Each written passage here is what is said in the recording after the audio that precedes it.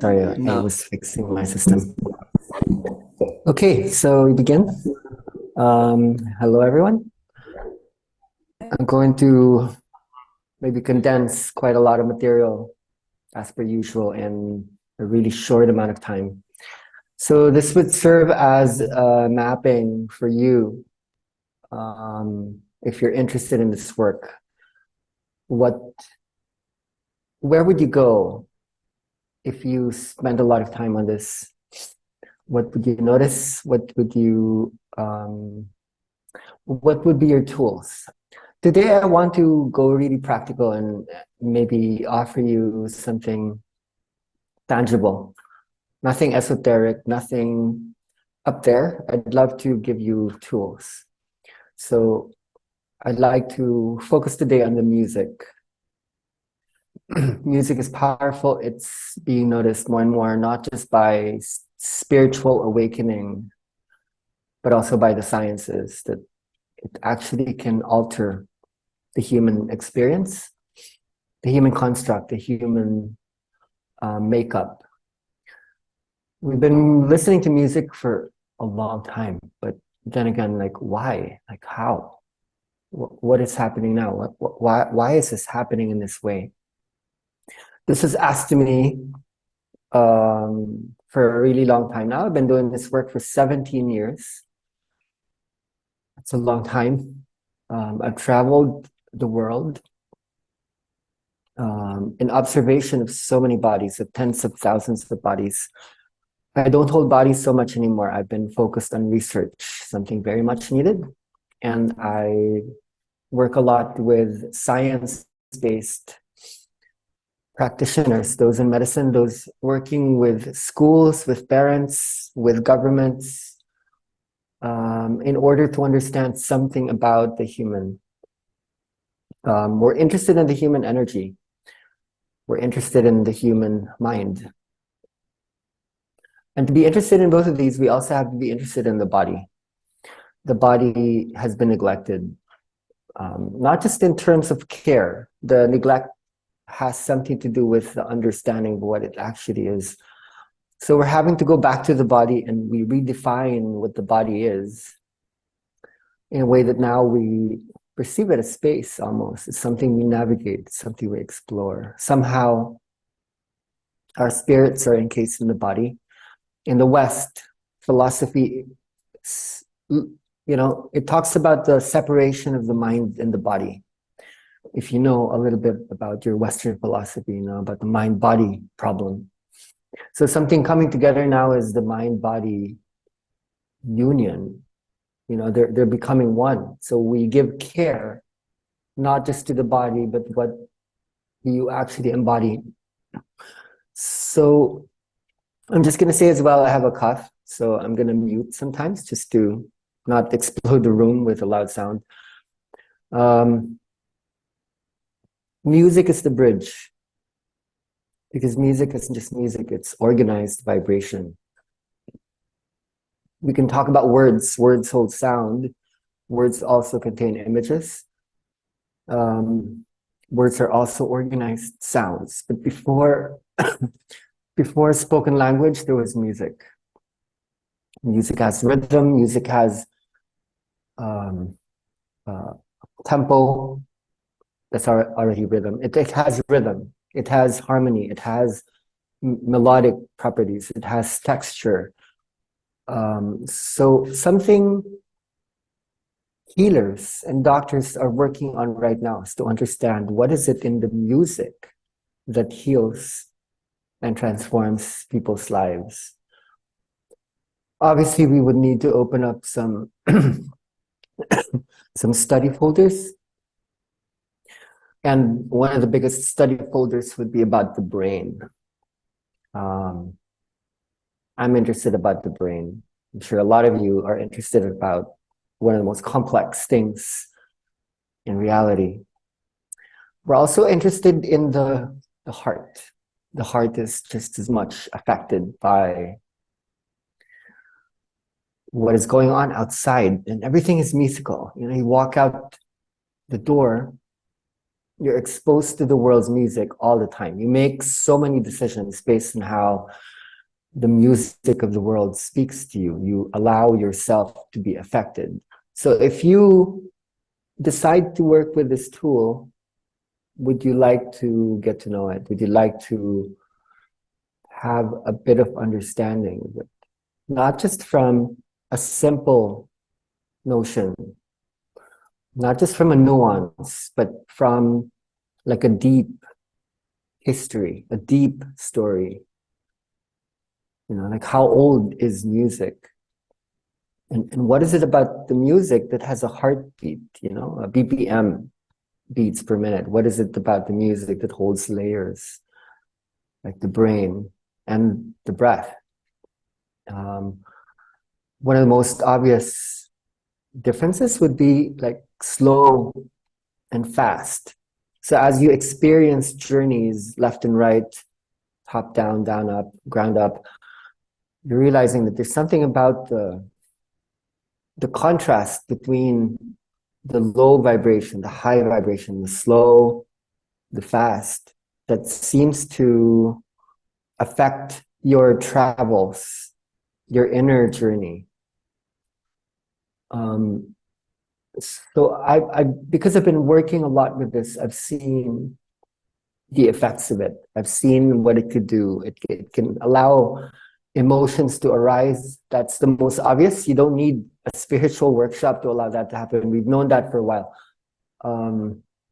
But for the body to move in this spontaneous, autonomic way is interesting. Something to do with the autonomic, sympathetic and parasympathetic nervous systems coming together. There's something about the circadian rhythms that gets altered in the 1 hour or 90-minute journey process that we conduct.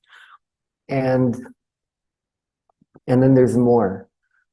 So one thing that may actually be happening is like music might be changing. We might not experience music in the same way because that which is listening to the music is changing. The brain, there's a new brain. The brain, the old brain is changing. The new brain is now transforming. Even the heart isn't the same. We don't bother to think about it. It's at the same heart now as before the internet, before technology in this shape and form. How are we changing the way we communicate with each other, the way we're holding or processing information, especially if the real AI, the real technology is actually the body. So when you start holding tools like an iPad or an iPhone, an Android, a program, the real machine is this one. It's this. This is what you're DJing. The body, the cosmic body is what you're DJing. So in inner dance, there are actually many notes. I've been conducting trainings for a long time now. Inner dance is one of the mothership communities that help to open up the way for many of these Kundalini activation movements across the world. It is where a lot of it comes from, based on the format. It did come from inner dance. So we we take a lot of care to bring responsibility to the understanding of the formats, that we bring this into the trainings. We bring knowledge to the trainings to allow you to also bear the same responsibility. Because when people often say like, okay, my life changed, put an ellipse there, dot, dot, dot. Okay, like how? Okay, how did your life change? Okay, I'm changing, I'm transforming. Like how are you transforming? You could bring in simple descriptive terms like, okay, I'm not reacting the same way out of fear. I'm opening up. I'm more in love with everything. But then when you start to hold therapy, when you start to hold um, interactions, especially with institutions. Like right now, we're working with schools, we're working with doctors, the medical communities, we're working with jails, we're working with addiction clinics.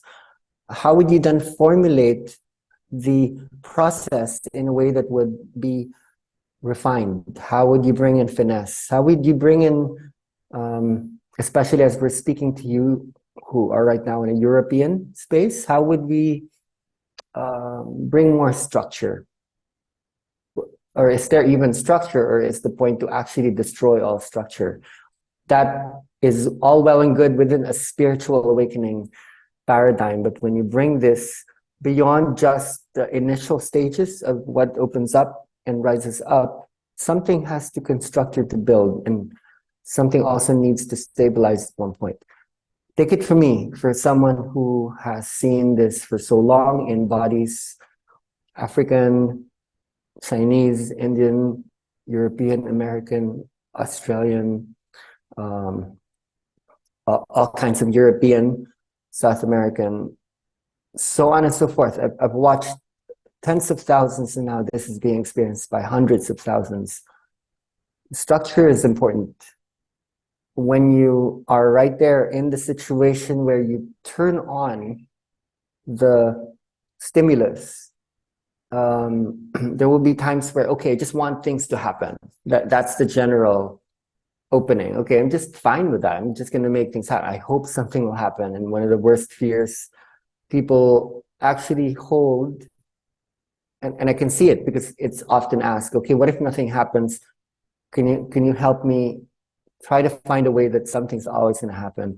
Maybe we can address that issue partly today. You know, one of the dangerous statements you want to avoid is someone is blocked or you're blocked because nothing is happening. One of the ways to liberate yourself from that dangerous statement is something is always happening. Something is always, how can nothing be happening? You touch someone's, like a part of skin, something's like happening. We have these EEGs in Palawan and Maya, and we actually measure the brain waves of everyone.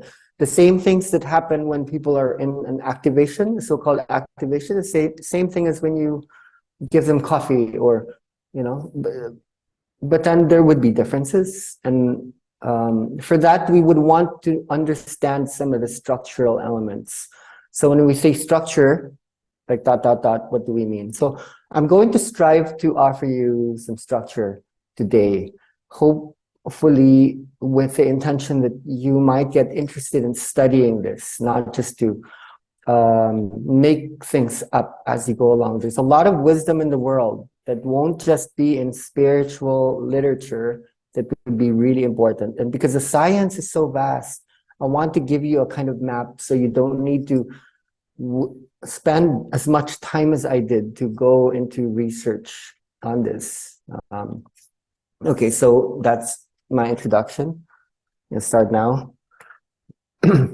I don't actually have an outline in my mind. I'm just gonna jazz this. I'm going to maybe go into a shared screen. I think it's better to just go into the notebook. Let's see if I can connect my notebook to the screen. And then later I'm gonna open up my iPad so we can do some demonstrations in musical structure.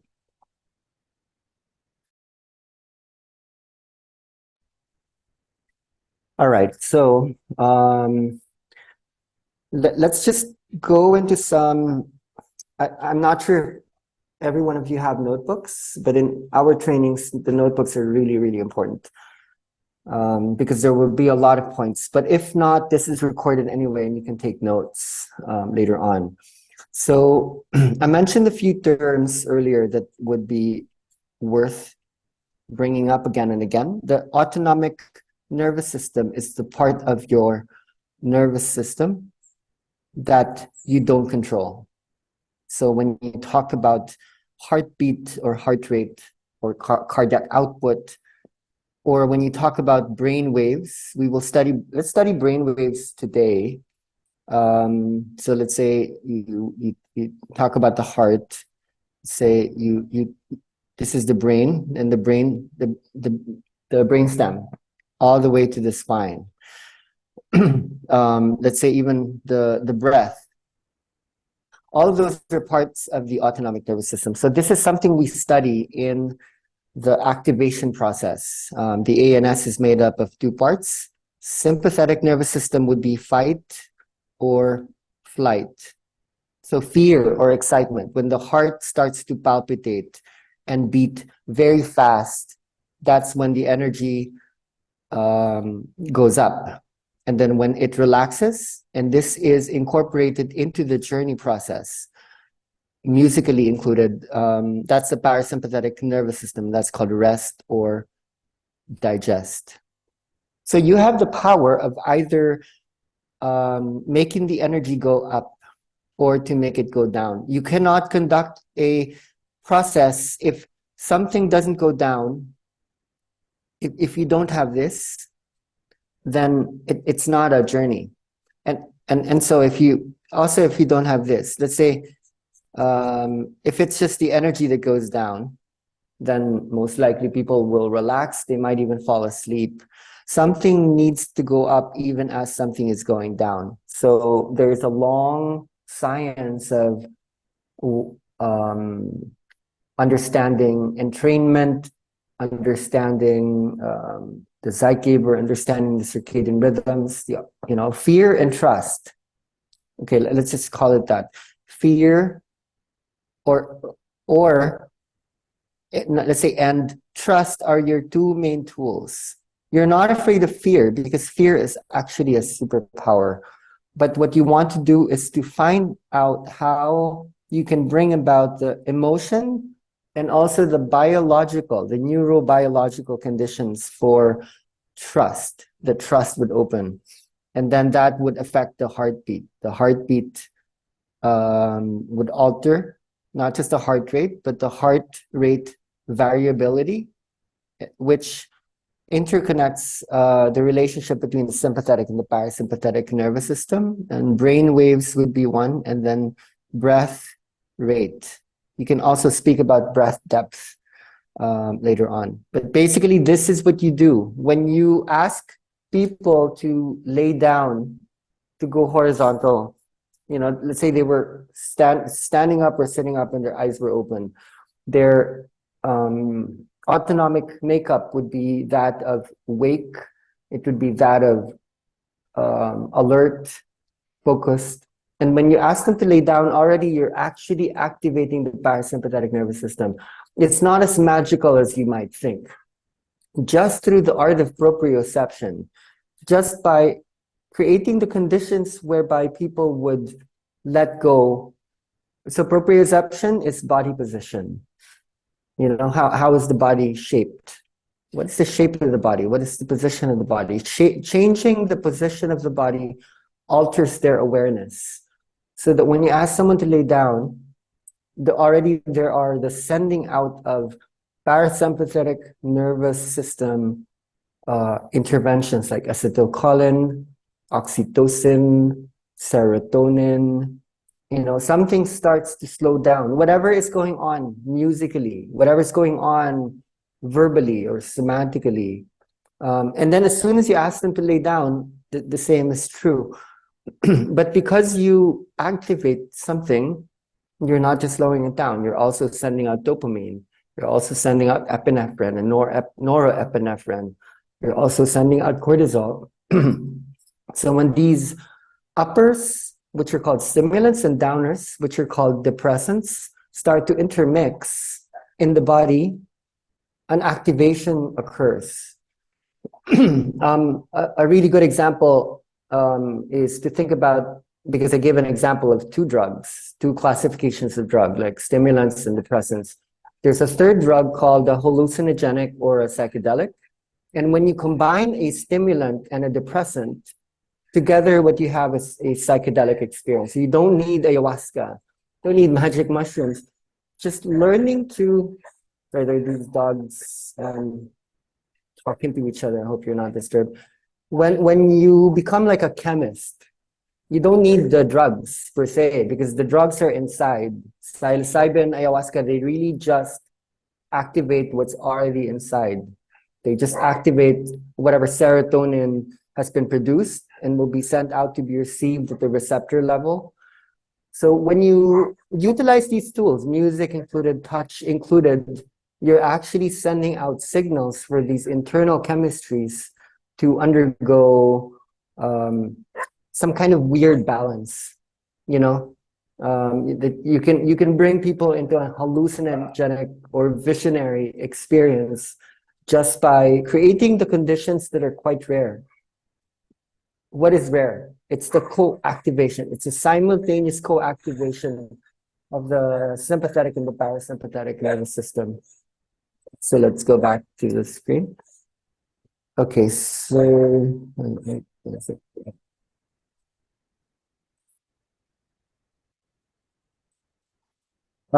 okay, so I need to bring this up before you you could arrive at an understanding of music.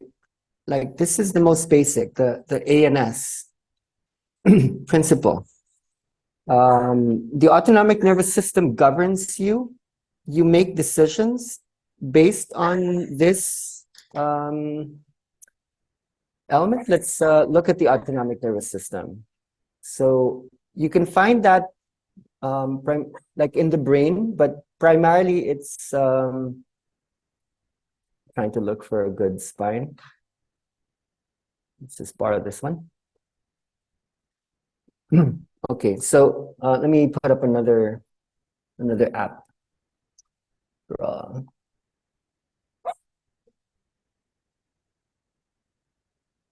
Okay, this is messy, but I can't erase what's been drawn here from an old talk. But when the body starts to do motions or movements like this, to try to explain it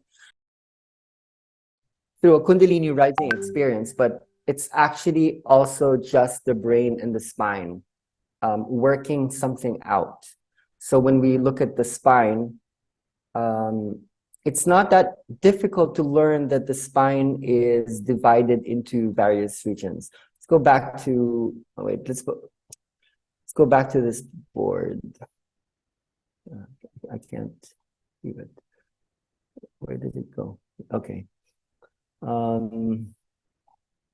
right, so when we look at something like this, this is the sympathetic nervous system. Don't think it's overly complex for you. I will point out a very obvious difference. Some of you might have noticed it already. Fear. I'm using my cursor, so I can't do I can't write very well. Fear extends here at the middle. If you see it here, it extends here in the middle. So if we go to what the spine actually does look like, so you can track it somewhere near the shoulder bone here. This is T1 all the way to it's here, L2. There are reasons why people press on some areas of the body. Okay, it's interesting to understand that there is a range of spine that describes or facilitates fear.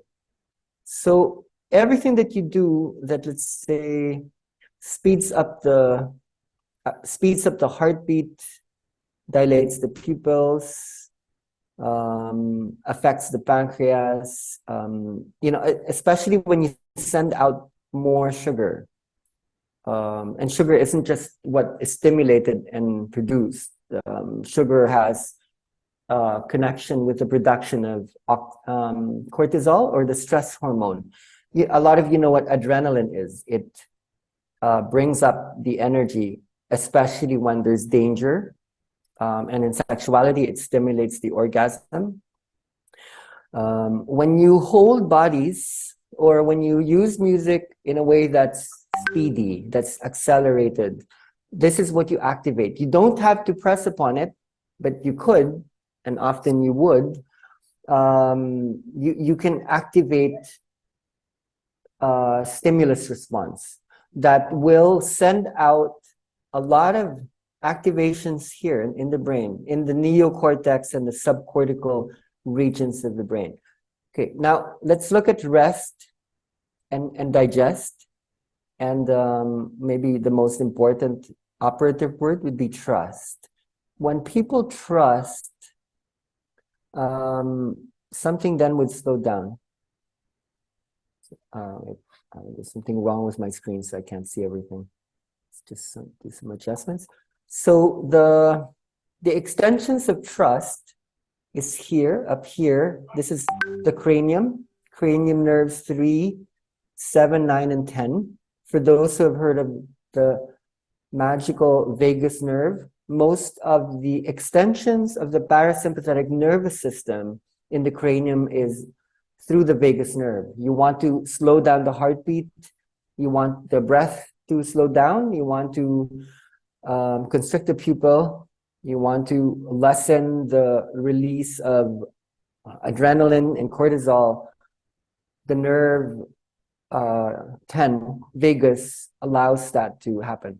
And then, interestingly here, it's also at the bottom. So this is called the sacral region of the spine. So it's down here. It's this entire, it's technically S2 to S4, but it's down here. Why do people hold legs when they facilitate? Why do they, press in the hips?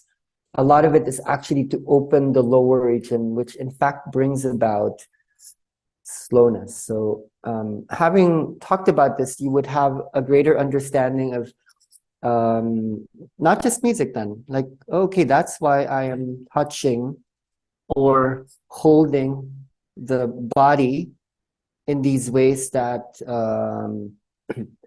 bring about these effects. Okay, so that's maybe the starting point. When we began holding this work globally, this is what we studied maybe maybe 10 years ago already. We've been looking at this. That was just the beginning. There have been many other study points that we've been looking at over for me, the last 16 years, like what I've been researching, along with professionals and scientists on what exactly is happening right there. I think to deepen this, just to go into a very, very quick overview of, okay, so now what? Now that we have that, what does that mean?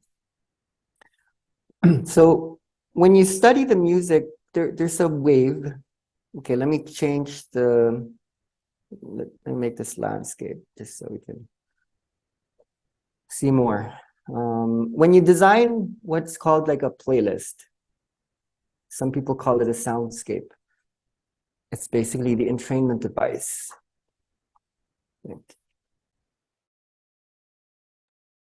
There's a shape, the sound follows, and I'll tell a story later on how I myself uncovered this over a long period of time. Oh, don't move. The shape looks a little bit like this. Okay, it doesn't have to be exactly that, but it starts really slow.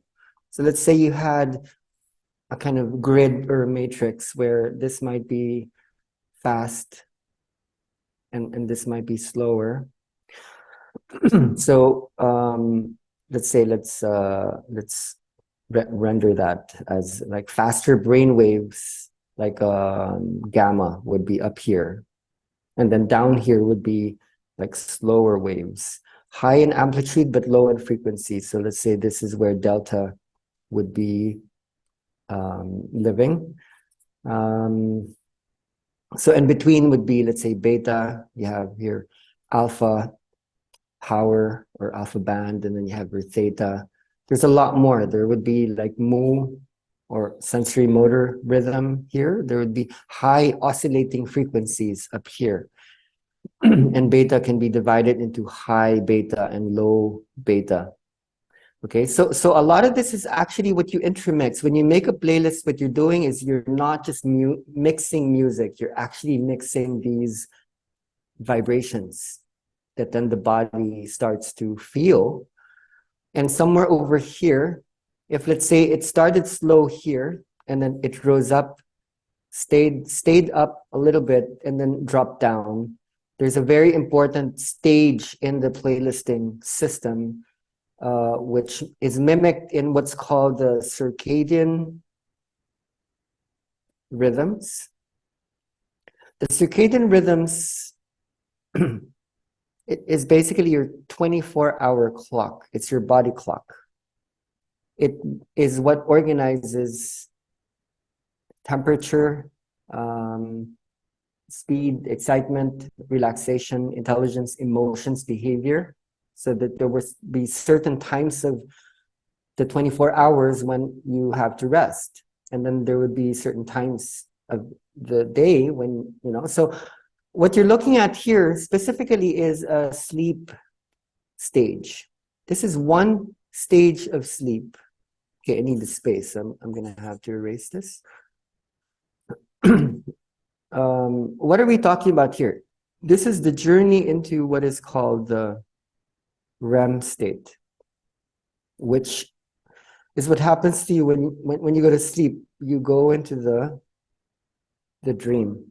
The REM state is the dream state. And for me, what I've been offering up to the world of science is the REM state is when healing, transformation, and magic happens. Because that is when there is a simultaneous co-activation between all of these different brain waves. A facilitator is actually just bringing people into the dream. And the dream isn't just a concept. It's a neurobiological state where metabolism, immunity, high intelligence is operating. And that's where healing will occur. It's where immunity shoots up. So if you're into healing practice, let's say you're a doctor or you're dealing with therapy practice, this is where healing happens. And we can either bring this about while people are awake, but in the inner dance, we've also been discovering that it's very powerful to even expose people into entrainment mechanisms while they're sleeping. So you don't have to just... So this is an early discovery we had, that we are actually mimicking the awakening process is actually the dreaming experience.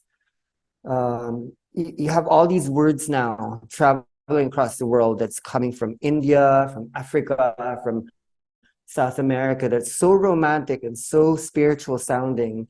When you look at the science, structurally, there are actual explanations for what is happening. And when you begin to study these, you start to work with these mechanisms upon observation and through the learning process. So let's look at what... this is so messy. I've been using these for past trainings in Europe. We had just gotten home to Asia. You were in Europe for 4 months. What I showed you was a 90-minute cycle. And that 90-minute cycle would be, for example, like somewhere here. Okay, it's just messy. I'm sorry. I could have even changed the color. So it looks different here because what this is holding in representation would be someone who is just about to fall asleep. So the vibration would go down. What I drew in my notebook wasn't the vibration, it was the music. I am designing the music so that this would go down. So naturally it starts slow.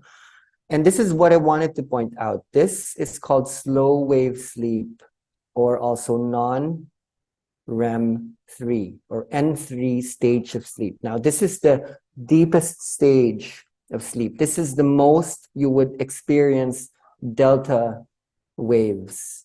This is when you're sending out a lot of GABA neurotransmitters that inhibits a lot of the activity that's happening in the brain, shutting off a lot of the fight or flight tendencies. And what that does is it prepares you for coming into this. So when you pass through here, you can say, okay, now I can dream because I'm relaxed. I've let go.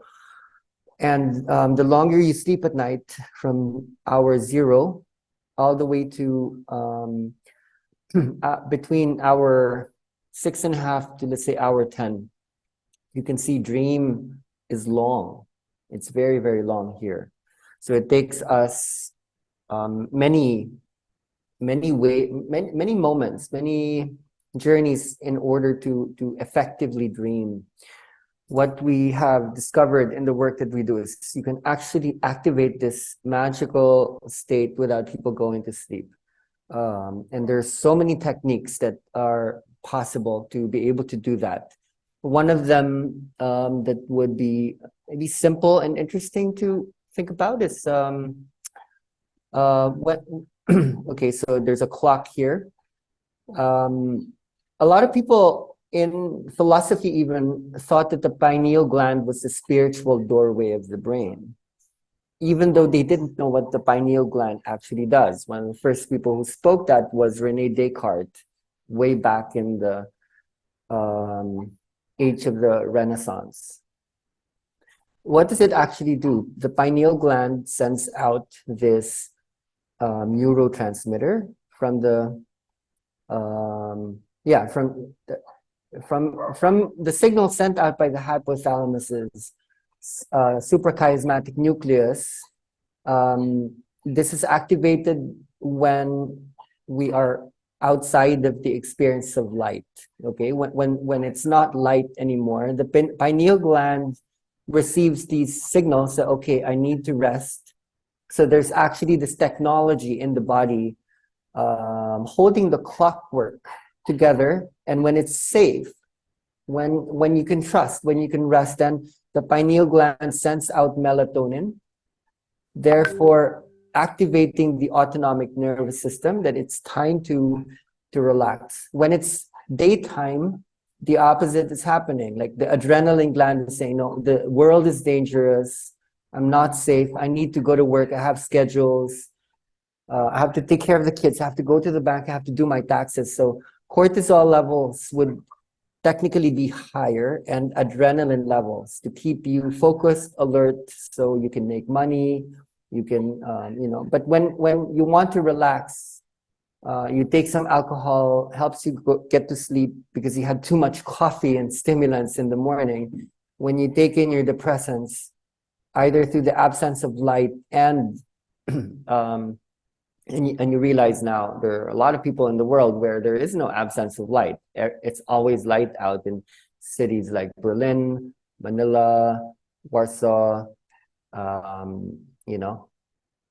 Amsterdam, Paris.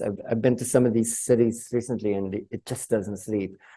So melatonin is then something that you use when you ask someone to lay down.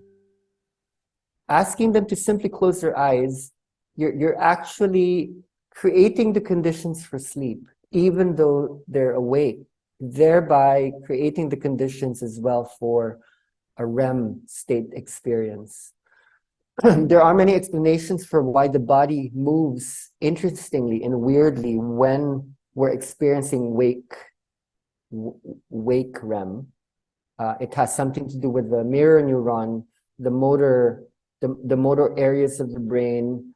I don't think we have the time to go too deeply into that today, but to dream awake is very much what a lot of you have already been experiencing, either by going into journeys, either by going into emotions, or your body moving. Now we will describe later how actually it is not always important that the body moves the way it does. I used to think that the body movement was important for the awakening process, but I've left that notion many years ago already, because I've mapped out the brain enough to observe, along with brain waves, that sometimes the deepest experiences are actually happening when the body isn't moving anymore. So don't get stuck when you're holding space that you need to activate the body in a certain way. Don't go into that paradigm, because once that sets in, not only will it set you up for your own expectations and other people's expectations, you'll also set up the space for what's called addiction. You will release dopamine continuously in a way that would close people off to the possibility of receiving insight. So sometimes when the activation is too much on a certain level, you actually might shut down a person's ability to see deeply. You know, like very often when people do a psychedelic journey, you might often talk to them the next day and it's like, okay, so what actually happened? Like what's your insight? Give me insight. They won't remember because the interventions were often receiving too much stimulation on certain elements. You might have an experience, but an experience is not always a heightened perspective. It's not always a vision. It's not always an insight. So you want to study this. To understand this, we would need to go into a discussion on brain lobes or the 4 or 5 main regions of the brain. We're not ready to go into that yet. We are maybe giving you an introduction to the theories that are behind the practice called the inner dance or Kundalini. Okay, so where are we? We cuff.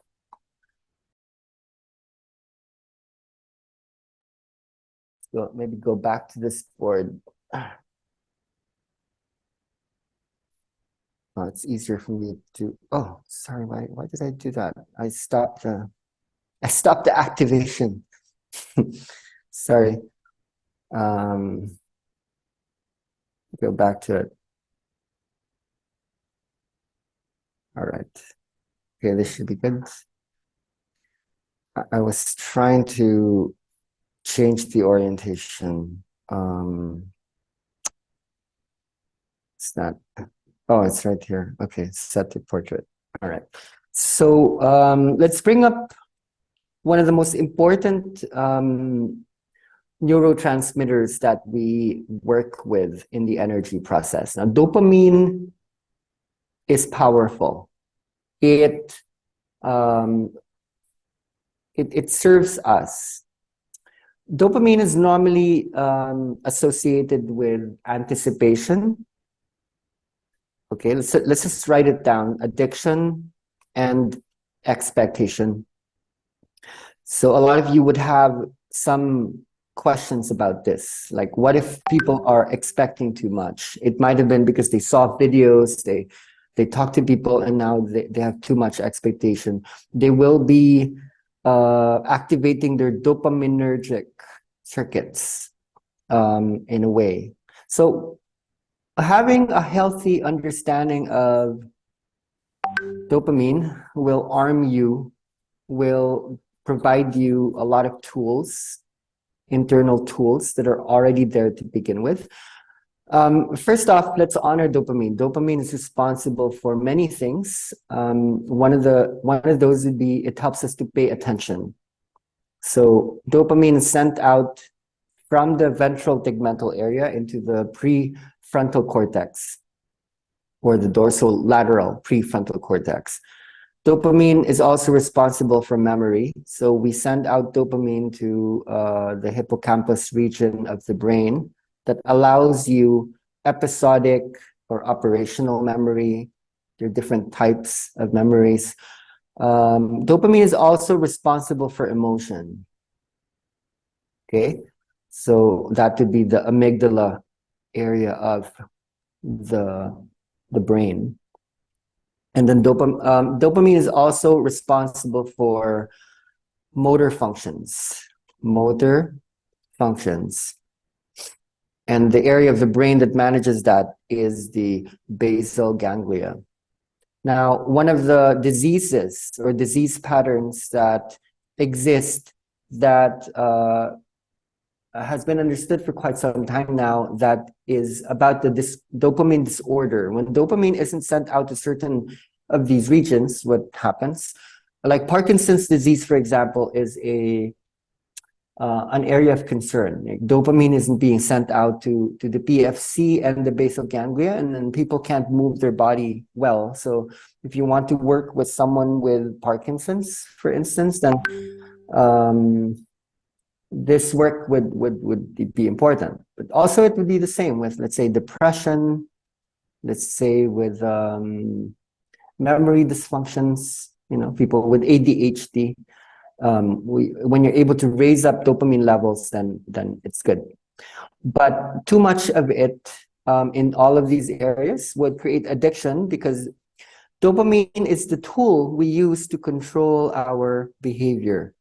So when we want something, right? When we want something, then the body's ability to move itself, to feel good, to come from the memory where something felt good, and then to pay attention so that you don't think of anything else other than that.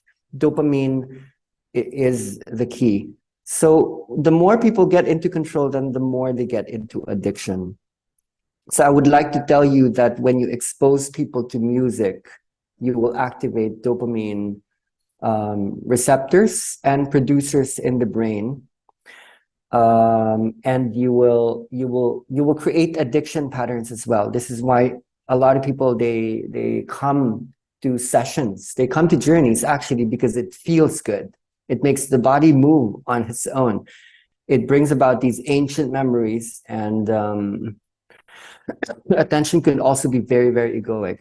The problem with too much dopamine is that when there's too much dopamine, actual happiness levels go down. Dopamine is not responsible for happiness. Serotonin is responsible for happiness or joy. When you send out serotonin, it means that you're fine. You don't actually need anymore. You don't need that much anymore. So real happiness is inhibited by too much dopamine. Too much dopamine will inhibit serotonin levels. The other thing that dopamine will inhibit is knowledge. So when people go into a spiritual awakening, they actually lose their mind. The thinking process stops. And that has something to do with the production and release of glutamate and GABA. There's a sharp reduction from the release and production of glutamate and GABA, which are responsible for learning. So too much of a certain type of activation, especially in what we call Kundalini nowadays, there are many facilitators who are so not informed about how this works.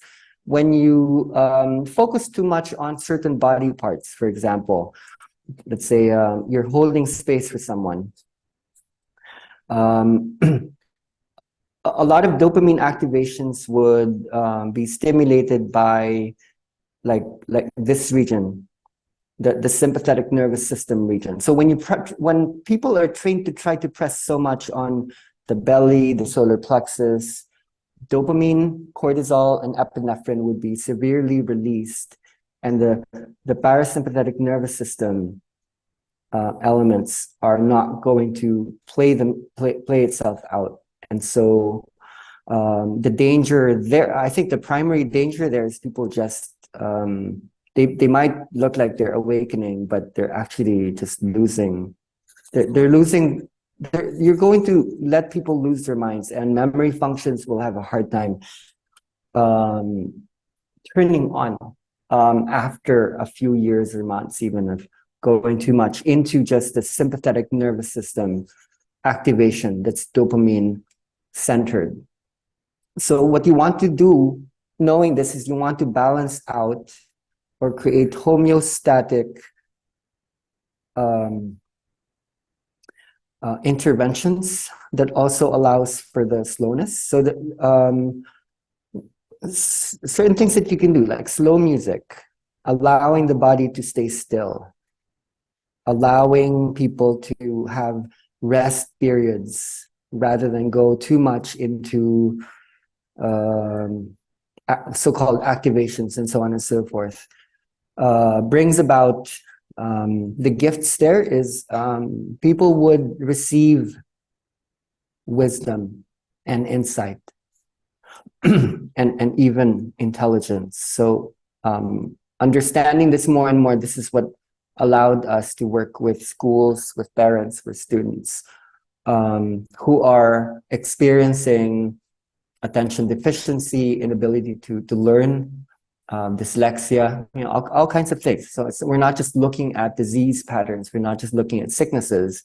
we're also looking at how do we bring about intelligence, brilliance. So there are actual possibilities in music that bring these about. And you just need to bring that into context. Later, maybe some of you might even be interested in how to produce your own music, how to hold your own music in certain ways. Okay, so let's go back to this. That's just a little bit messy. Let's clean this up a bit. So one of the questions is how or why does the activation occur? Okay, something we're in fact doing that allows this activation is we reroute dopamine. So instead of it going here, going here, going here, going here, and always just going here, the rerouting goes into a certain area of the brain called the striatum. There's the striatum in the basal ganglia. Let me show you where it is. Okay, it's here. This is the striatum. So the striatum is made up of several parts. It's in the inner brain. It's underneath the lobe. So let's say you unfold or unravel this. You peel away this. It's actually a very thin layer. It's about 2 millimeters thick. And it's just like crunched because it's quite big in terms of the area or the size, and you have to fit it into a small area. So when you do peel that away, what you have are the subcortical regions. So the striatum is made up of the putamen and the globus pallidus, which is here. So when you're not simply controlling your life, trying to control, when people let go, the basal ganglia acts up, and this is what the energy actually looks like. Once you conduct certain activations, you in fact release a lot of energy, and the energy passes through these bundles of axons called nerve fibers or nerve tracts. This is the corpus callosum. So when you look at the brain, maybe from here, there's two brains. They're separate. There's this clear separation called a commissure.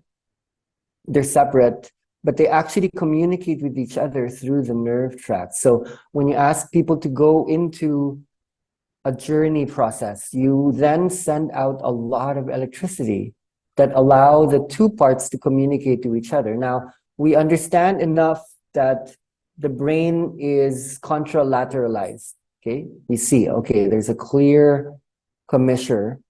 Contralateralization means there are certain functions that exist in the left. I think because you're watching this from the screen, this might be your left, I'm not sure. There are certain functions in the left that are different from the right.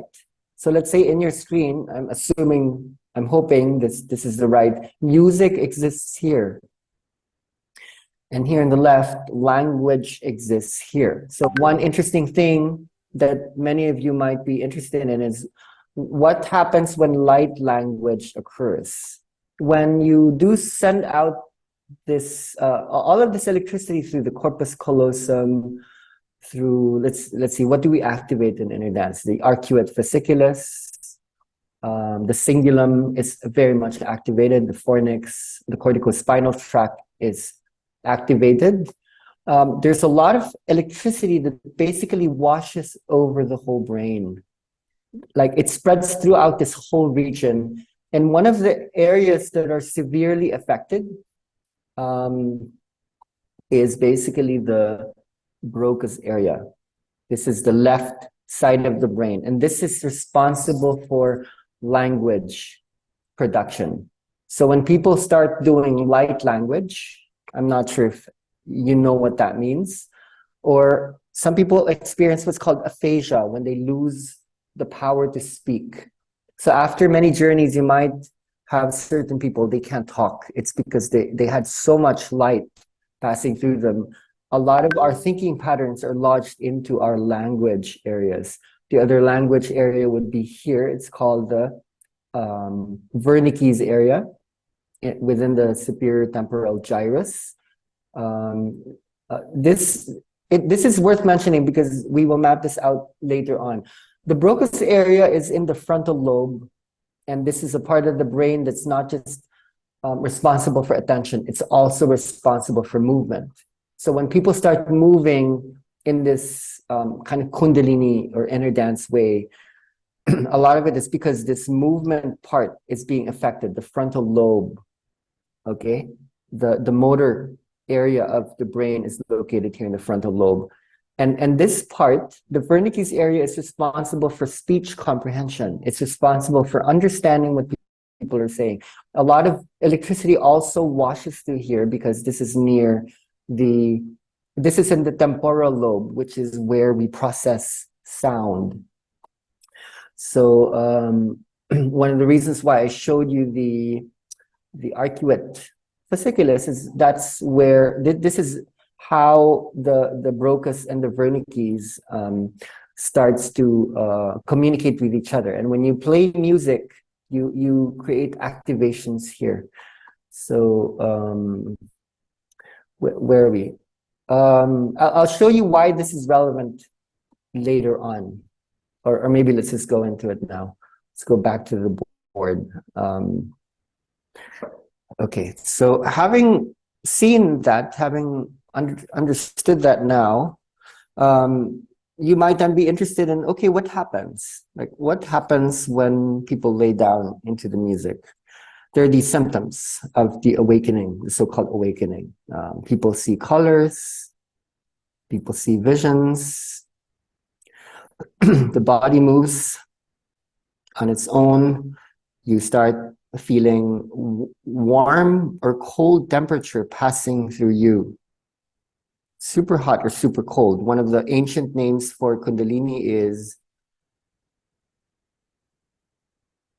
which is connotative of the simultaneous activation of the sympathetic and the parasympathetic nervous system. When you feel hot and cold and you don't actually know the difference, there could be certain types of emotions, whether it be grief, forgiveness, anger, joy, sorrow. What else is there? Let's say you have sensations in the body, you know, people say, okay, I felt like I was super heavy or had these ants crawling around my skin. What else is there? The list basically just goes on and on. Let's say I went into a past life. I went into outer space, or I blacked out, or I became like a child. I went back to the womb. Okay, so these are just a few experiences. You can just keep going on and on and on, like what we have been listening to over a long period of time. Let's say light language. I just mapped out light language for you, which is something we've been working with. I mentioned aphasia, which is when people stop talking. I've seen a lot of people lose speech for weeks. They wouldn't talk, even months. They would lose their power to talk or even to understand what other people are saying, which is part of, don't be scared of that. That's part of the awakening process, because a big reason for what we're doing is we're allowing people to find the 0 point, the cosmic monad. To become the baby means to the blank page, you know, to find the clean slate, to start over again is the biggest reason why we're doing this. It's the biggest gift. So when people do go into these sorts of manifestations, the baby upon birth has 100 billion neurons, and the adult only has an average of 50 to 70 billion neurons. So we actually know less than babies. Babies utter the 800 phonemes that make up every single human language. So light language is universal language. So the more we study this, the more we would know what we're holding. And we also would be interested not to just bring the adult to the baby, but how do you allow people who are becoming like babies to go back to the adult? Because too much baby also means not just childlike, it could be very, very childish. So some of the childish manifestations you might see in people who are supposedly awakened, it's because of a brain state. There is a brain state that takes place where even a baby can be very selfish in toddler years. A baby can be very impatient. A baby can be very, there's a lack of focus in the baby's ways of moving and speaking. So you don't have to stay adult. You can go opposite of baby. Let's say prior to baby, you might even be able to take people into primordial, prehistorical humans, maybe even the animal, instinctual, intuitive being.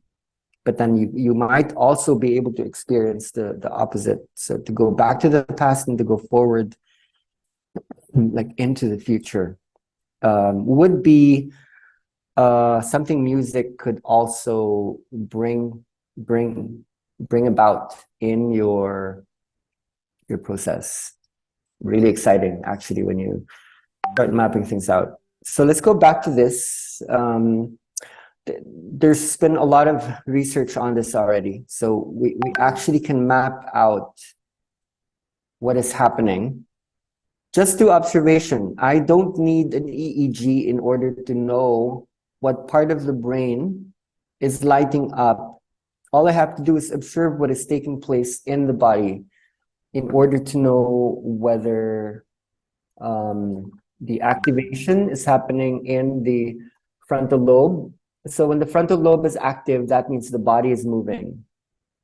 Usually when the body is moving, that's in the frontal lobe.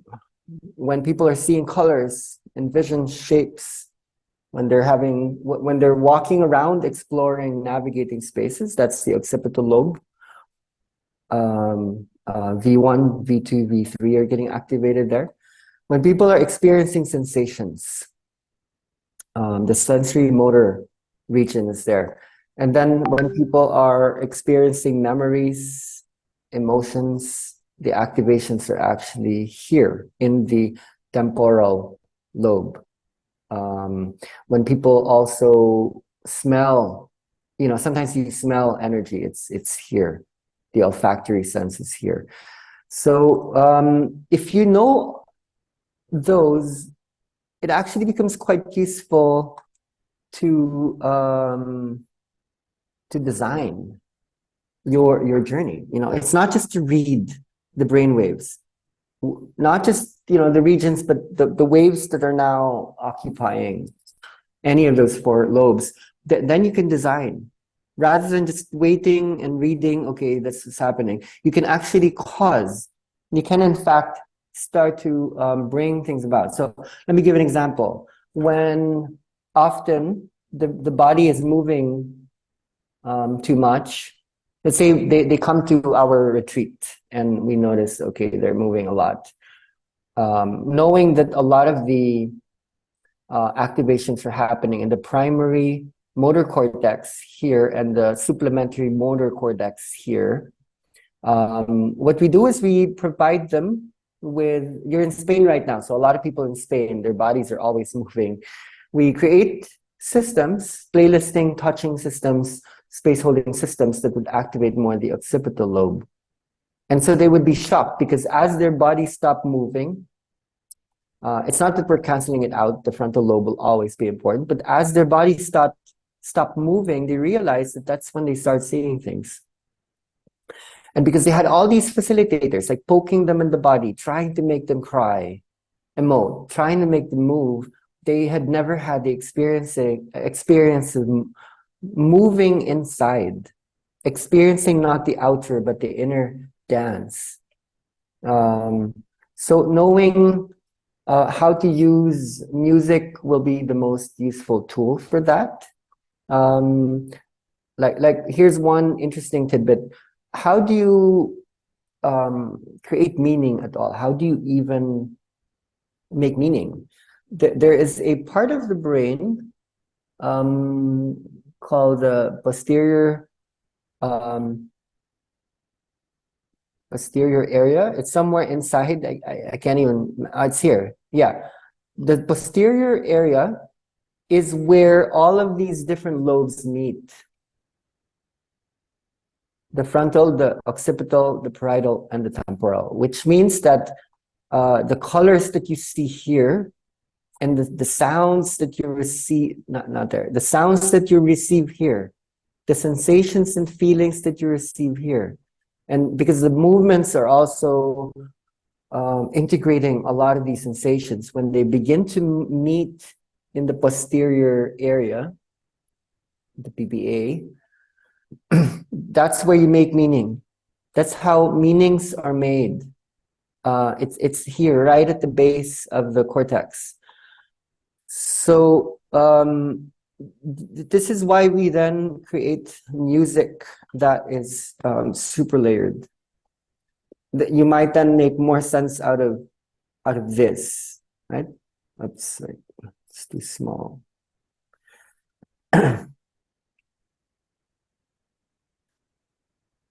Let me just write it down here. When you expose people to delta, theta, alpha, beta, gamma, HOF, mu, SMR, lambda, epsilon, all of the vibrations all at the same time, which is what happens as we spoke about, like here. This is when all of the brain waves are happening during the REM state. So what that looks like is the whole brain is basically lighting up. The whole brain, this whole brain is lit up because of all of the electricity, like just passing through. You light up the whole brain, and basically the manifestation of that is the body is not going to move anymore. When the body isn't moving anymore, that's when you go into another dimension. You're not here anymore. You're not here anymore. You're somewhere else. You're in the fourth, or you're in the fifth dimension, because you have electrocuted or electrified the brain without plugging people in, just learning to work with the stimulus that brings about this co-activation. Just learning to speak to people's bodies in a way that gives them permission that it's okay now to stimulate, and also to trust, to let go. Okay, so that's maybe a musical map. Let me go into my iPad, or try to anyway. You see if I could make this work. Let's see. Sigrid, I need a favor. If you could go near your laptop right now, I'm going to let me do a test.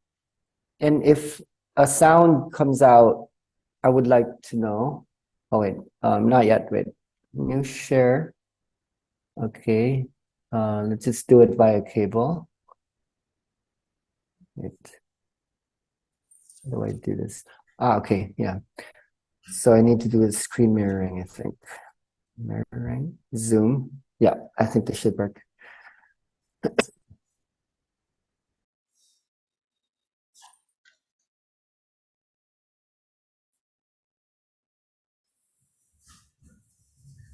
I tried this earlier, it just takes a minute. Okay, now it's here. I'm gonna do a test. Siegfried, I'll play the sound, Yes. let me know if it works. Yes, it's Is working. there a sound heard there?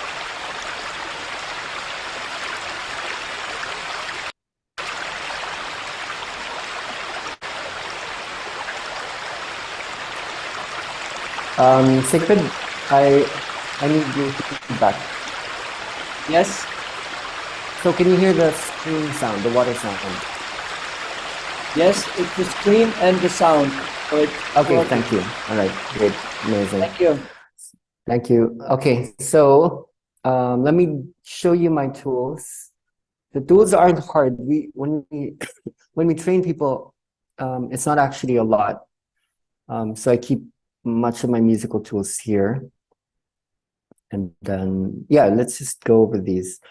So knowing all those, where does that actually take you? Which show iPad screen? Yeah. Okay, let me choose the song. Okay, go to my library. I don't actually even have a lot here because I just bought this basically in Europe. Let's look for a song.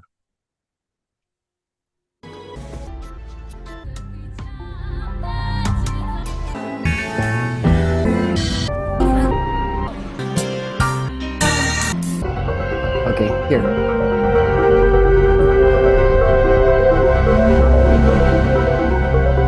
So I can speed it up.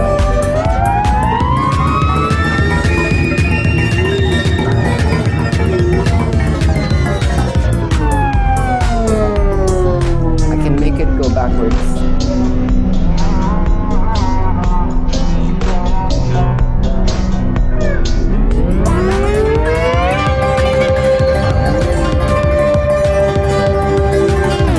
It's something I wasn't able to map out really well, is what you're actually controlling in people's bodies is time. And time is correlated to space. So when you alter time perception in the body, speeding things up and slowing things down, it takes them to places inside them that's either in the future or in the past. And when you do this, basically what you're doing is you're altering the heartbeat. If you want to bring them into states of fear so that they would confront trauma, for example, you can do that. So then when you want them to come into insight, then you would slow it down. It's a very different vibration. So what you could do is possibly even hold several vibrations at the same time. So for example, this is a very simple track. It's just the heartbeat and the sounds that were recorded inside the womb of the mother. And then on the left, I could play a long track that would just be soft and relaxing. But I could shift the vibration here through the tempo. And because I know I'm able to do this, I can speak to the room in a way that I could guide where people would travel.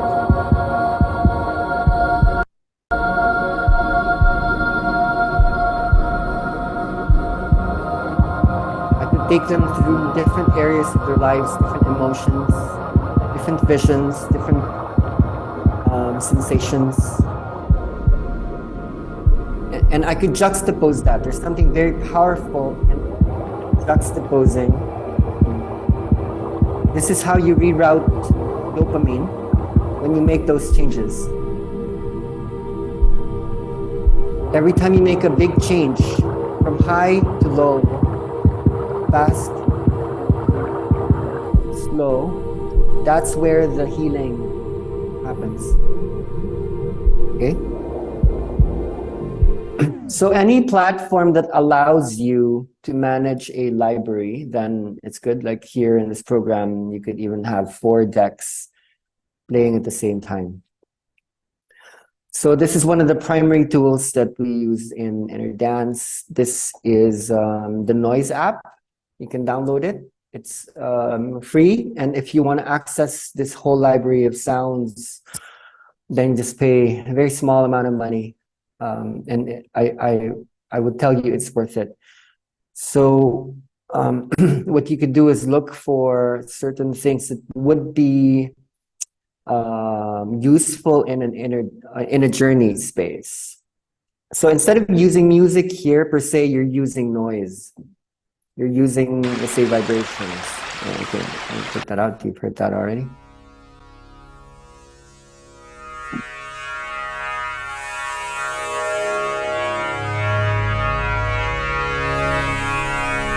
So I'm gonna add more sounds here.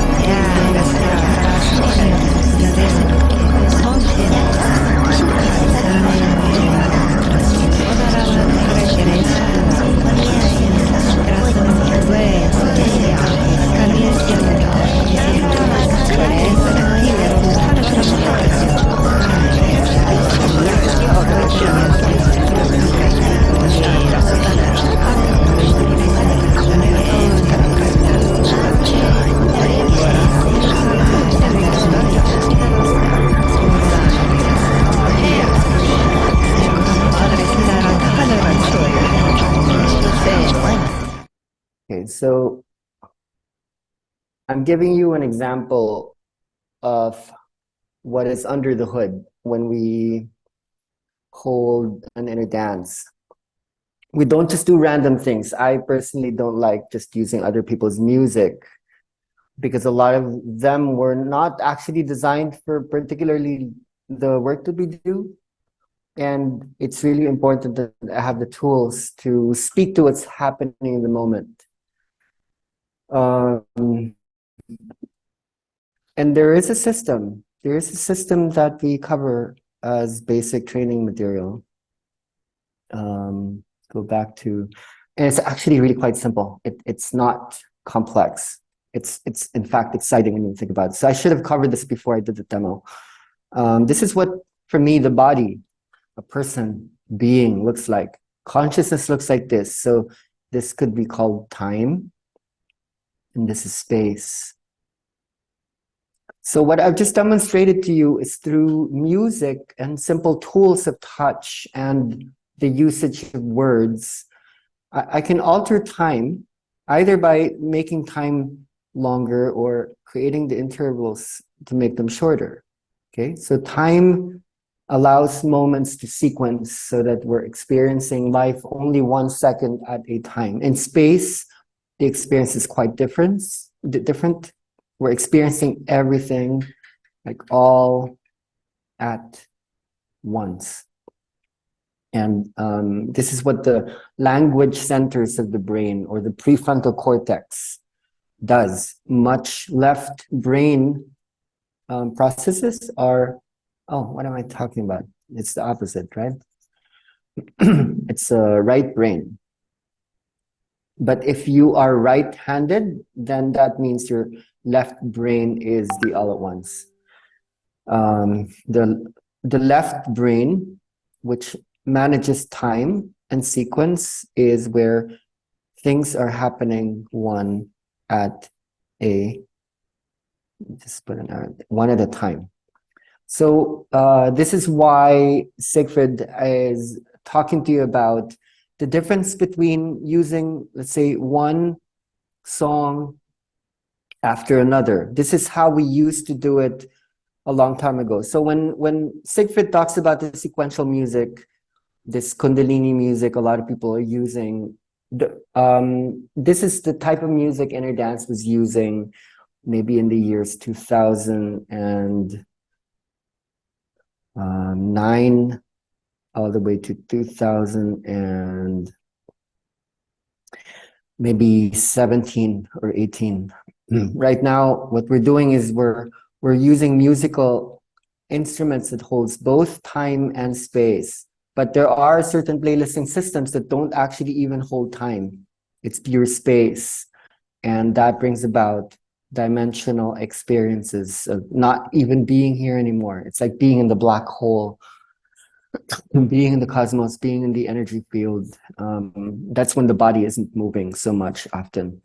It comes after sometimes the body has moved a lot, within trainings especially.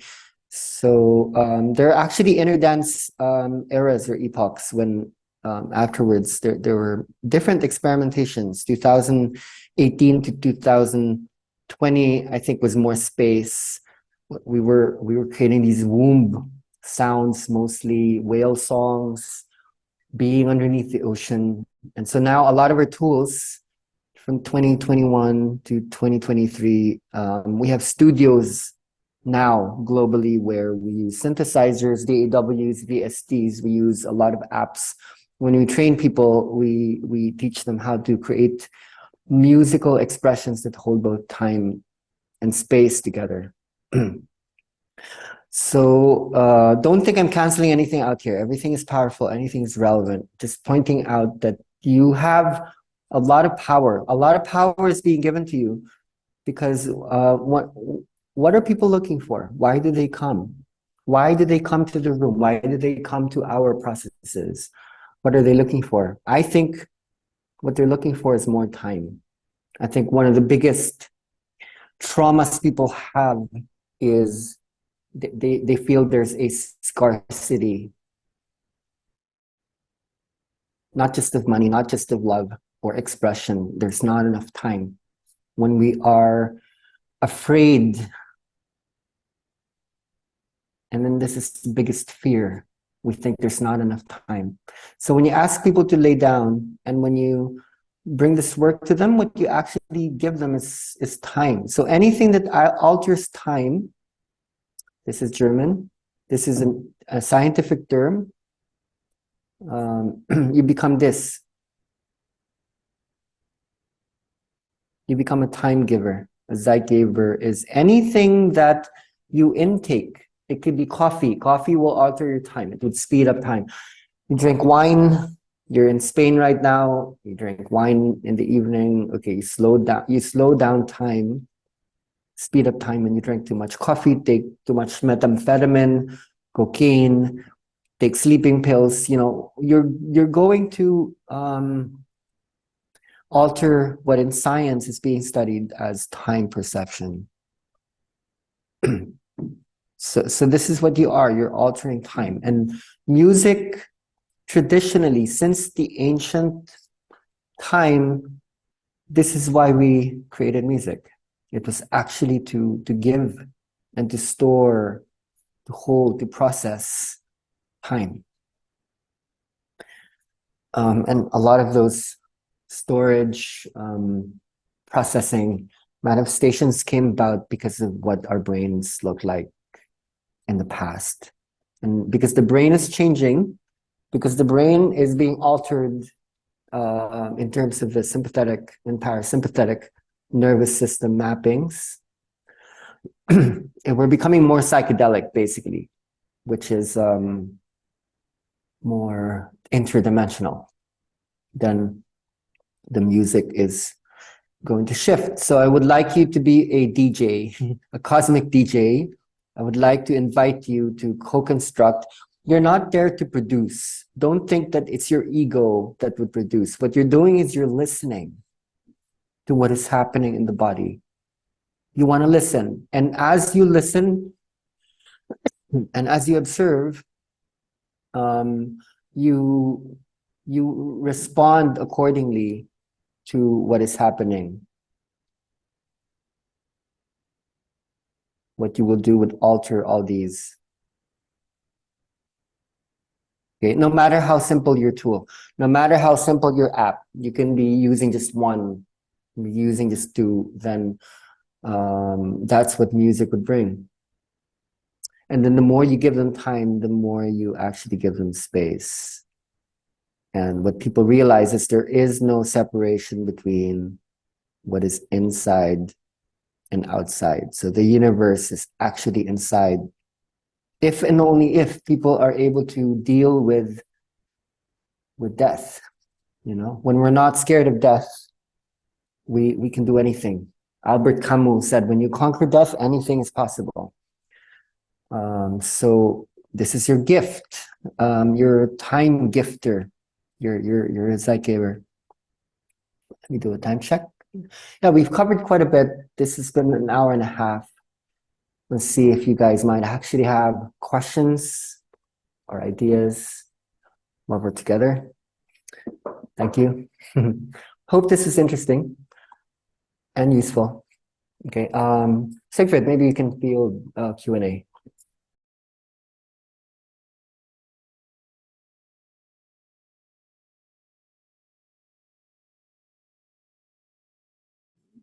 So I'll give then the chance for people to come up with Yeah, have any questions? Yeah. Yeah, I just see if I can see my own view. Yeah, what would be important is the sound, that I hear the voice crisp and the words clear. Yeah. Just a second. I try to see the view of the own camera so that people can come and ask. So can you see me right now? Okay. I thought this camera is off. View. You got a gallery view Yeah. at the top here. I put it off, but There should be gallery, and then I'll put everything up. So there should be something that says gallery view. yeah, Oh, you it are is. on it. I am. Ah, But okay. I just this. Okay, now. Yeah. Okay. Yeah. I took can it still off. see. It's just your Yeah. view. What's important is in my view, I can see you guys. Yeah, no, it's fine. So I ask people to maybe come in front of the camera to talk to Yeah, you. that's a good position. Love it. If you have a question, you'd like to take the chance, which is very unique to what impulses came up through this 1.5 hours of intense information. So what is a relevant question? So feel free to take the chance. It was very informative. I think my brain's still like comprehending, digesting, putting everything into place. So I think I look forward to watching the video again. So Yeah. thank you for the research. I have a question.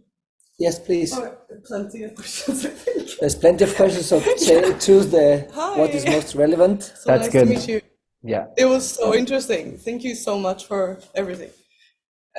Okay, so when you do the music, you do it on the spot when you're there to see where people are at and how they react. So you have to like DJ at the same time. Yes and no. You have two options. You can either do live, so you DJ. So what I used to do is I would have an iPad, a small one, a mini or an iPhone, and I would have, you know, these things that you can dongle. You can wear it in your chest. So I would go around the room, I touched bodies, and if I want to change the energy, just pick it up, the phone, and I can change the energy. I can be anywhere, and that became possible when we were wireless already. But you can do it in a studio. So a lot of people, what they do is they learn a program like Logic Pro.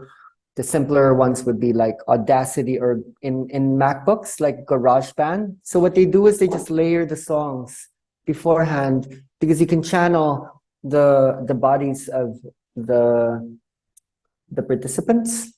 But if you don't have a DJ app, you could have prepared something at home when you're relaxed and you can do it well. That's quite interesting, because that's when narratives and stories come up. And then when you are live, you remember that first app that I showed, the DJ app? So once it's inside that, you can speed up or slow down something that you worked on outside of the session itself. And I think what's amazing about that is you can make improvements. If you see, okay, it didn't work, then you can do edits. You don't throw the thing away, because when you do something live, you can't record it. It belonged to the moment. So when you can do things in space, which is to do things at home, you can edit at home if you want. And then in time, in the moment, you can make changes right then and there. You want to train yourself to do this. Don't be scared, because if you know how to do it, you will realize you don't actually even need to touch people's bodies anymore, because you have a hold in the vibration. So what you can do is you can talk to the room more. You can guide the room, and it takes people deeper. You lessen the dependency or the reliance, because let's say if you do your job well and you have like 20 people and 30 people in the room, you can't just be running around poking bodies. What you want is to be able to hold a room as one body, and the music can do that. Okay, and then you channel before classes to know a little bit about what music you're gonna choose. It will come to you. What you want to do is to build a library. Intuitively, you know, okay, this would work. This wouldn't work. So the world is the library. What we do is we just get a YouTube downloader, and then we download. You can download anything. Everything's online. There's Spotify downloaders. You can just download something on iTunes. Store that in your phone or your tablet or your laptop, and arrange them in a way that you know where they are. So in my system, I have delta, theta, alpha, beta, gamma categories. Some people would just go into certain emotions, certain stages in the circadian rhythms. You know, okay, what stage is it? Is it N1, N2, N3? Is it REM state? In inner dance, we have what's called the 12 stages of the awakening. It's like satisfaction, dissatisfaction, purgation, release, disintegration, awakening, illumination, choice, success, failure, the dark night of the soul, the unitive state, and the reintegration process. So some people even had song selections for every single one of those stages, so that they can design what the wave looks like, taking away some of the random elements that's, you know, just throwing stuff out there, hoping that something would come out. Let me give you an example of how this works. Especially because we're dealing with the West and the modern West at that, especially the modern West that's also post more modern. It's going through so many crisis points with the climate, the war, the economy. So people are experiencing a lot of emotions. So when you want to talk about emotions, is it actually possible to experience forgiveness without anger? Is it possible to experience joy without sorrow? So what you start to do intuitively is to order certain songs triggering certain emotions, so they start to follow each other. You know, okay, let's bring out the process of dying before the birthing can happen. If you know that you're going to need this, then you need a library. You need to construct a library. What I showed you guys with the noise app is already a set library. There's so many vibrations in there that I could use on the spot, but I do have still certain songs, not that many, that I might need in special occasions, because I do have so many preset playlists that I've created over the years. So you want to grow with the music. The music is an extension of your brain. So fix your system. A lot of people, when they first come into the work, they're very disorganized. Their computers are disorganized. Your phones are disorganized. You don't know where things are. So if you're going to make a commitment to the work and you're going to use vibrations, and you know this is going to affect the brain state, then a lot of people are dependent on Spotify. I say don't do that, because that would limit you. It wouldn't allow you to control the tempo and the layerings. What you want to do is learn simple tools that then allows you to reshape the music in a way that's holding what's called contrast. A lot of the vibrations work because of contrast. It's when you move from one frequency to another frequency. It's actually in the switch that the autonomic nervous system gets an activation. If you stay too long within a certain frequency, people actually could get stuck themselves within an emotion. Next thing you know, they're back in their head, they're thinking too much, and they lost, you know. So organize. We're really getting good at disorganizing things within this awakening, you know, spiritual energy construct, but you actually need to be quite organized as a facilitator, so you know where things are at as you're called. So at one point it's like, okay, there's a vibration this room needs. Where do I get it? You know? If, Yeah. if people are having or in different levels and somebody needs something else, or will the Kundalini energy always collect the room so there's Yeah. a unity of what they need? If you are stable, holding like clear center, the room will be one. If you, the biggest tool isn't the music, it's how you open the space. Whatever theme, whatever insight came through you, you learn to speak that, and that would hold the space. They will journey through that. The music will be secondary. But then, because the music is still holding vibrationally sacred ground, you need to be able to respond. But if the room is united, because everyone is trusting you, they feel safe, you brought about clear context, you know, that people have even just enough understanding of, okay, it's actually okay to do this. I'm okay to dream again. I'm okay to journey from within. Maybe it's not even the words that you're saying, it's just the way you're standing there that holds them. Then it will be one wave. And if you are holding the wave here, you don't know. You won't know ever what's gonna happen. You can't fortune tell. The energy would decide always spontaneously in the moment. So when you pick up a tool, don't train your mind, train your body to do it. Practice with your body. Let's say you're on an airplane, practice with your fingers, and your body will know it intuitively, so that once you're there, your gadgets become an extension of the energy that's being listened to, using you as a mediator or a channel. You become the channel. You won't have to think about anything anymore. Okay. I feel like for me, it's both the dance and intuition that happen simultaneously. but maybe I should just go more into the body and let it be free. Then, If or are they connected?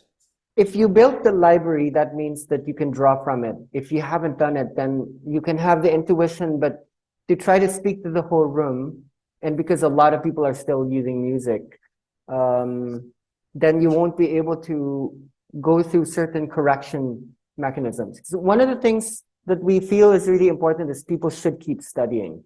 Don't just empty your mind and just do this for the sake of, become a student of the body, become interested and curious about how the brain works, become interested in the autonomic nervous system, and everything you're learning will express through how you are holding the process. But again, this is not for everyone. If you are merely doing this from, introductory, energetic, what is getting really popular now, if you're trying to explain this to a school principal or to a parent, you may not need those explanations, but you will find that there will be a lot of people, say there are people right now who are working with corporations or NGOs, then the context is actually quite beautiful. So it depends on your intention. If you feel like you don't need too much right now, then take what you've learned now already and then see what you can do with that. But as you study, make sure that what you're matching is also showing up in your tools. Develop your tools really well. I would advise that you deserve that. So yesterday I felt overstimulated and I almost got into like a repetitive movements, but in a like it didn't feel healthy. So I think I was overstimulated in some way. So there's so much responsibility to know what's happening with the brain. Yeah, well, all of this is a big responsibility, and it's so big, and I'm noticing even more and more. That's dopamine. There's this time loop. It's like this loop where, okay, how many times have I done this again and again and again? So you would start to ask, how do I break out of the loop? That doesn't take a minute to talk about. That's a whole discussion right there. Oh yeah. Thank you so much. Amazing. Thank you. Thank you. Just take a second to, I told the group that we have been working with sequential music. So the classical, let's say 10 years ago, sequential Spotify to do playlists. In fact, we are still going in there how to use it as a tool, and then to step into the overlay with the My Noise. And then we are very lucky because you will get like the 12 playlists you shared with us to share with them of the music you did. We will experience one of the playlists today in the next session in the inner dance.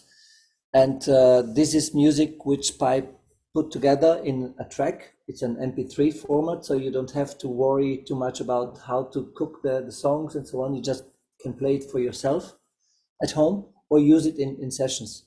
So thanks again for that gift you gave us. And then the next step would be to learn on how to use or produce, to create your own environments. So there's another question coming up, which is a very common, I think she showed me the question beforehand.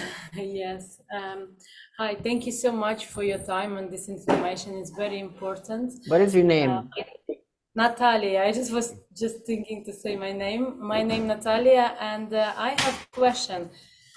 Is there anything specific we need to know if person wants to come to the cup session, but they have heart problem or blood pressure problem?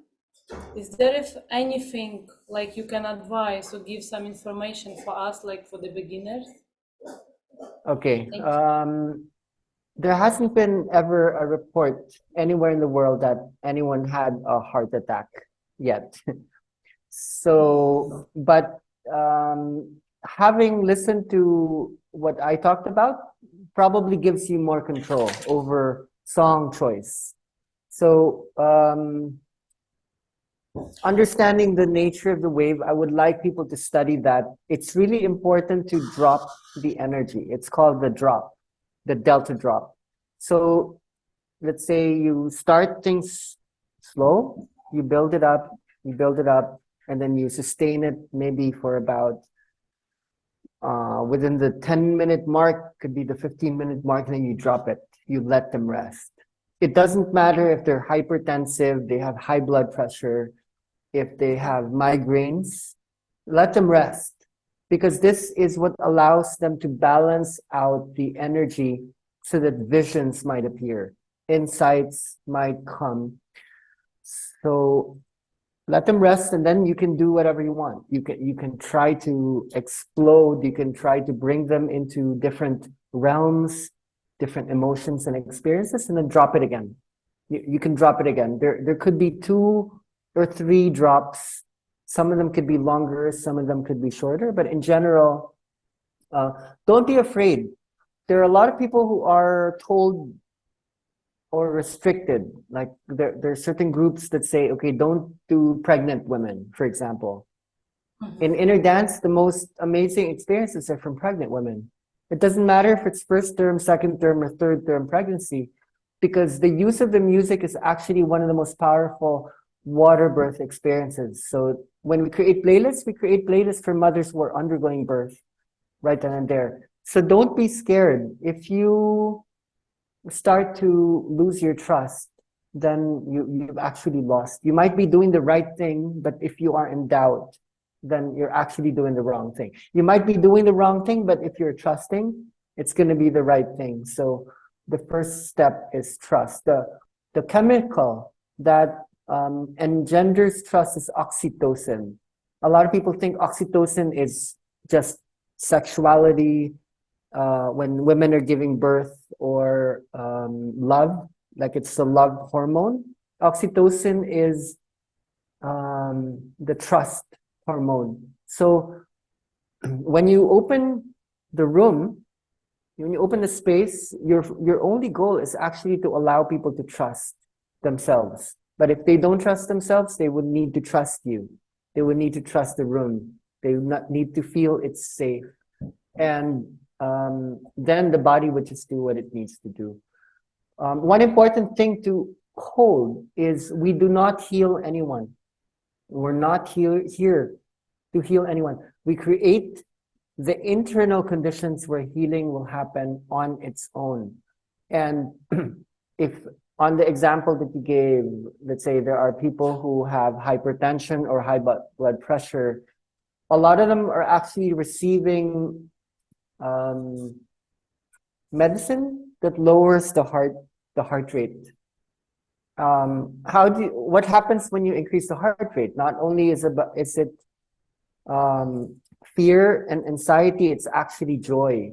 So a lot of people who are on these pharmaceutical heart slowing interventions, they're not actually allowed to feel happy. So you partially want to break through some of the fear and maybe whatever drugs they're taking in order to allow them other experiences. Don't be scared. But what you do want to do is balance. If you're going to give them something stimulating, hold something underneath that will depress. Don't just speed things up. That's where the DJ app becomes useful. Also the noise app. You remember the noise app that I showed you? I could bring in something stimulating, like something with the heart, something with the drum, something with rhythm. But even as I'm increasing it, I'm also holding it down through maybe the sound of the ocean or underwater sounds with the dolphins singing. There's a chant in the background. So that would help you to balance out. It's not actually dopamine that you want to be scared of. That's excitatory. It's glutamate. Too much glutamate. If you're using too much stimulating music, that would send out glutamate throughout the brain. And that would also activate cortisol and epinephrine. And that would lead to like an overstimulation. A lot of that is coming from an insecurity in the facilitator who wants to do too much. It's coming from shame, lack of self-worth. Okay, I want people to experience something. I want them to be happy. They paid money, or I don't want to fail. So when you work too hard and you don't leave people alone, then you're overstimulating already. You want to step back. You want to just observe. And if you have the right tools for that. And here in the 2 hours that we had together, the right perspective. I want to thank Siegfried for inviting me to share with you, even just hearing it, whether it's the first time or not. It's like, oh, okay, this is useful. It will already alter the way you would hold people's bodies. So thank you. It's a good question. Thank you. Yes, thank you.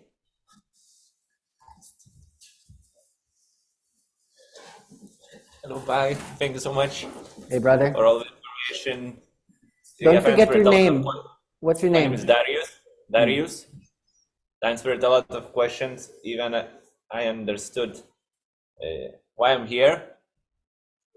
At that moment, I have remembered a lot of lessons, even from my kids. They showed me a lot of signals.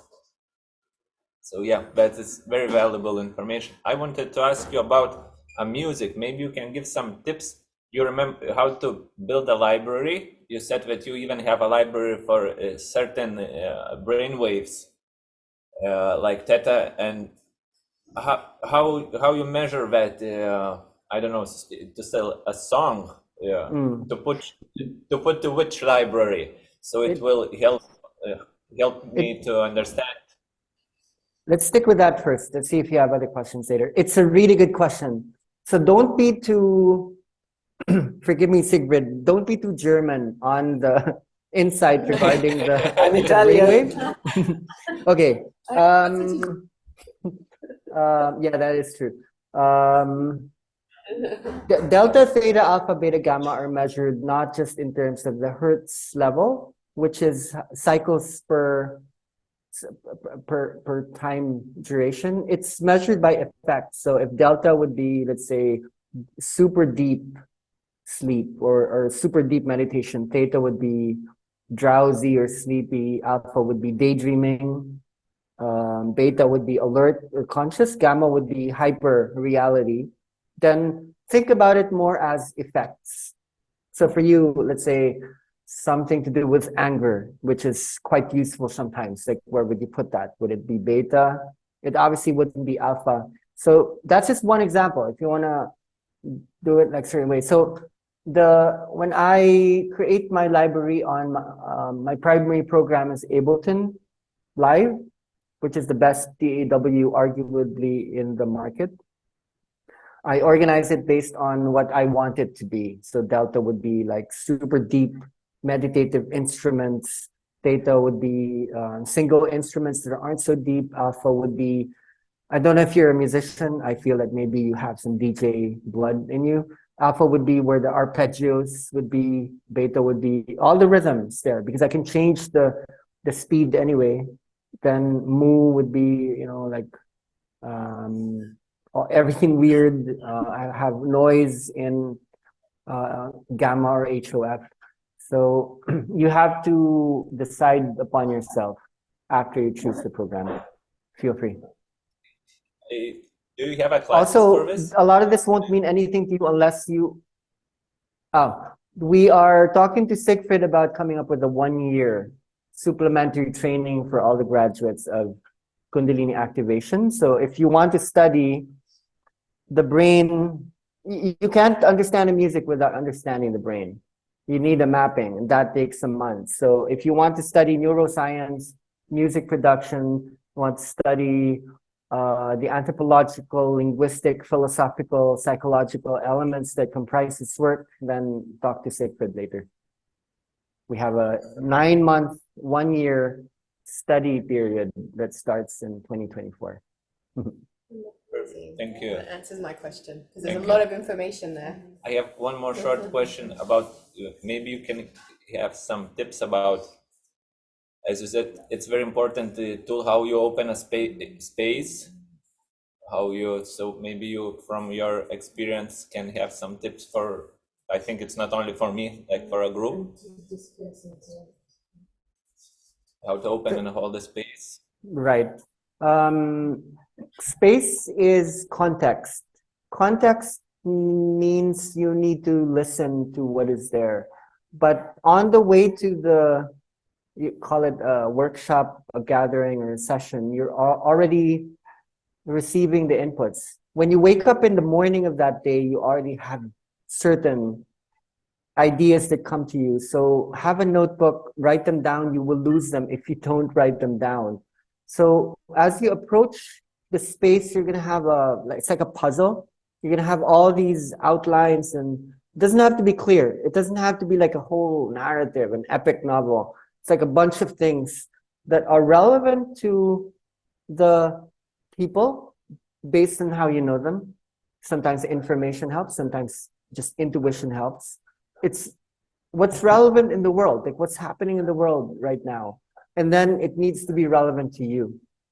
So when you show up, you need to integrate that in time, because once you speak, and I find language really interesting, you know, like when you speak, how do you arrange the words so that even as you say the first word of a long sentence, the sentence had already been finished.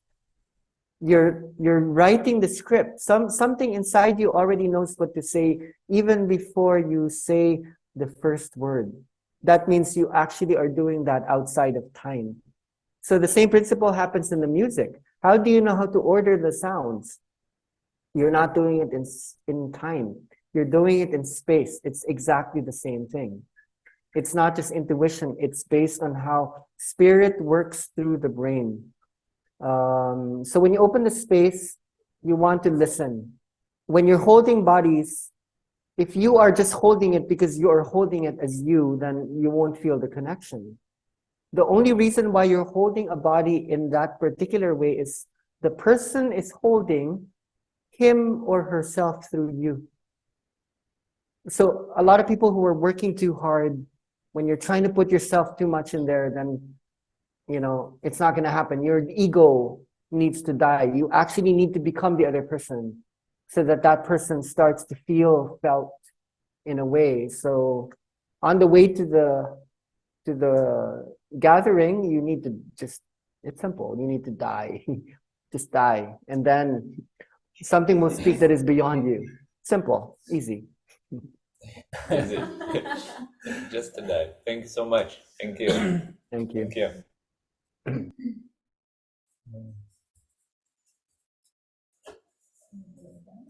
Hi, my name is Philip. Thank you for this explanation that will resonate a lot with me. I really integrate this information for my work with music, because I work with music. And the playlist that we were listening during this training is similar, really similar what with the music I work with these waves, no? So the question is, something happened, this came to me during this with this session with you, that what would you think if instead during a session to lay down the people directly for this start the session and this awakening, what would you, sorry, I'm a little bit nervous, what will be your vision to start the session with, we could call it the Kundalini dance, but like an outside dance physically, that people can relax and release. And then the second part would be to lay down the people with more the inner dance and start the inner dance, because this is what some information came to me during all these days, and or maybe with, I don't know, the silent disco for the inner dance and outside dance just to release movement, that to prepare this more deep inner dance. I would like to see what you will think about it. This is super good. I'm just going to turn on the light because it's night here, and then you can see me better.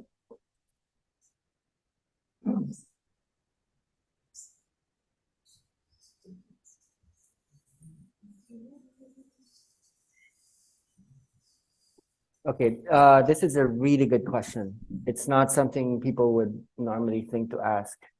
Wait, this thing behind me is annoying. The peripheral nervous system is made up of two parts. Today we talked about the autonomic nervous system, which is the part of the nervous system that you cannot control. Like you can't control your heartbeat. You can't control your digestion. You can't control your reproductive system often. You can't control your brain. But there are parts that you can control, which is what you're referring to. So we want to name that. That's called the somatic nervous system. So what happens to a lot of people is when they experience this inner dance or Kundalini, they actually drop a lot of what they used to do, like yoga, breath work, or some of the things that you're also describing, something more active. I think that that's a mistake, because there are benefits to moving the body with conscious choice, not just because of release. It has something to do with the sympathetic nervous system. So let me give an example. Early on, when we were doing trainings, there would be these yoga teachers who would learn about this as a possibility. They would get really curious and get partially excited, like, oh, okay, what does this do to my yoga? Do I drop my yoga, which is somatic, right? It's the masculine, and then you let go. When you study the inner dance alongside yoga, it's the same, but it's different. How is it different? The beginning of our process is the ending of yoga. What is the ending of yoga? It's the shavasana, the corpse. Shava is the corpse, which is the parasympathetic nervous system. How do we start? It's to start with the parasympathetic nervous system, and then we awaken fear and excitement. We bring you're a musician, so you know most music needs to start slow and then you build up. But when you study yoga in its modern studio practice, it's the opposite. You build up and then you drop. So what yoga teachers realize is, okay, why do I not harvest the gifts that the ending actually holds? So the ending becomes the beginning. What they do is they lessen the yoga practice to, let's say, it used to be an hour, they make it 30 minutes. And when people are laying down, because they activated the sympathetic nervous system, when they go into the parasympathetic nervous system, the co-activation is there. So they're sneaky. They put on the music while people are laying down. And as they're breathing deeply, they actually get surprised that they start to travel the universe, even without the yoga teacher explaining anything. So I think if musicians, especially DJs, learned about what we do, people shouldn't just keep dancing all night. What if the DJ just suddenly put out these yoga mats in the middle of the rave party in Ibiza and say, okay, lay down? They would journey. Because DJs already have the same formula. A lot of musicians, they intuitively know that there's a journey or a wave that you take them through. But I think one of the biggest changes in the music industry is, in old music, which was commercial and industrialized, a song could not be longer than 3 minutes. Something happened when we were allowed to create a 1-hour song. Then the musician could play with the waves. We realized that we can take them really far. So I'm really glad to meet you. I'm really happy to meet music producers, DJs, musicians in general, who are not just studying how to produce music, but they're now studying how is the music going to be received by the body. Not just music production, but music reception actually becomes even more important as to letting people experience the sound in its truest sense. So if I were you, I like what you're saying. This could be very good for big cities where a lot of people are really stuck emotionally and mentally. So that design it could be just 15 minutes, it could be 20 minutes long, and then when you drop, what you could do is the lights could be bright, and then once they drop, turn off the lights, and then just they won't be in their bodies anymore. They will travel. So I really like your question. It's not common, but this is something we're actually studying in schools. In some places in the world, we're actually introducing this to jails. to prisoners. And people don't lay down. Sometimes they would. Sometimes we just ask them to close their eyes and then we play the music. And then we'd ask them to open. And what we do is we make them paint. We make them do art. And because the sound is affecting the brain, they start to see things. They even go into emotions that we don't expect. So young students in schools are now experiencing this. So as an artist to an artist, here are really long questions. Like, what is the relationship between movement, the image, the colors, the sounds, the smells? How does the body put it together in a synesthesia? So normally when you have more of a one sense and less of a one sense, when you make the switch, that's usually when the insight comes. So we're trying to understand the relationship between the visual, the audio, the kinesthetic, the proprioceptive, the emotional, and so on and so forth. And just a little question. Did you sometimes add visual in your session or only sound? The visuals need to come from inside, because one of the biggest problems of humans now is we're using our eyes too much. Our retina, our optic nerve, our occipital lobe is overstimulated. It's not even just the technology and the lights never turn off in the big cities. It has something to do with artificial light initially, because usually before electricity, like we went to sleep early, or we learned how to see in the dark. But when we created these lamps, these lights, the circadian rhythms changed. So I feel that a lot of the suffering and the sicknesses, the depressions that are happening in the world, it's actually because we're too exposed to light and colors. So that is the reason why we're asking people to lay down and to get exposed to more sound, because when we activate the auditory cortex, it actually brings us back to the tribe. One of the reasons why we're overstimulating the visual cortex has to do with the very invention of writing. When we learn to read and write, we gave up the ear for the eye. We're not, we used to listen during oral tradition. The ancient cultures, when they conveyed meaning, they used sound, and the feedback mechanism sound is two-way. You take your chance to speak, and then you listen.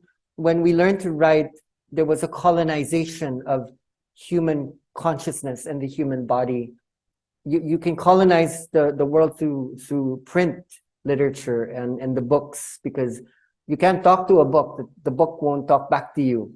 It will talk at you, but there's no response, stimulus exchange happening. So when the internet did come, a lot of anthropologists realized that we're actually becoming tribal again.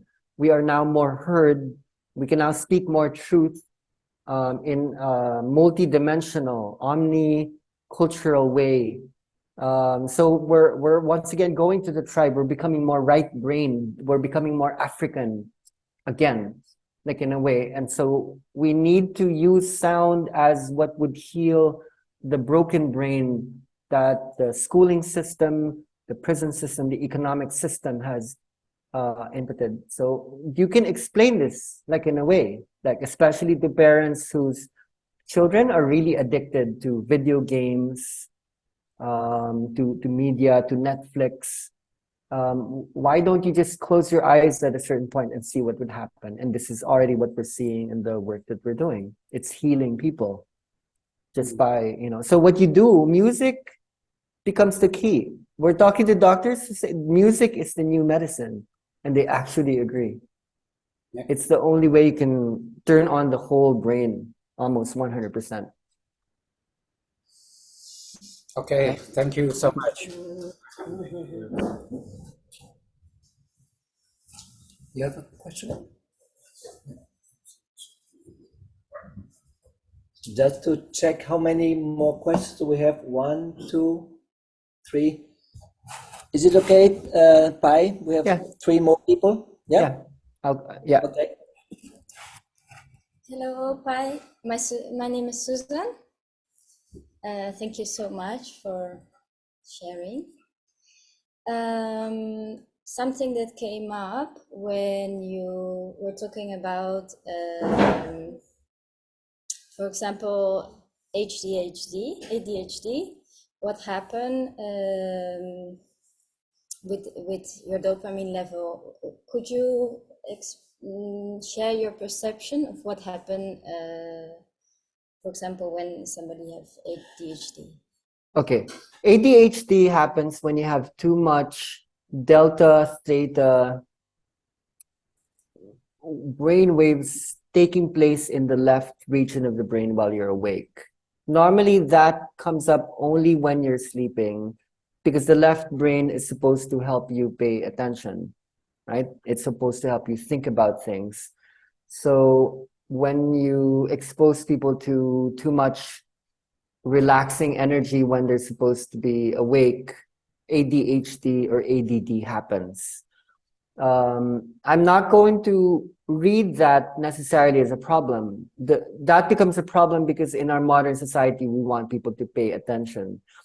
So what we want to do is to train the brain to hold these multiple brain waves at the same time.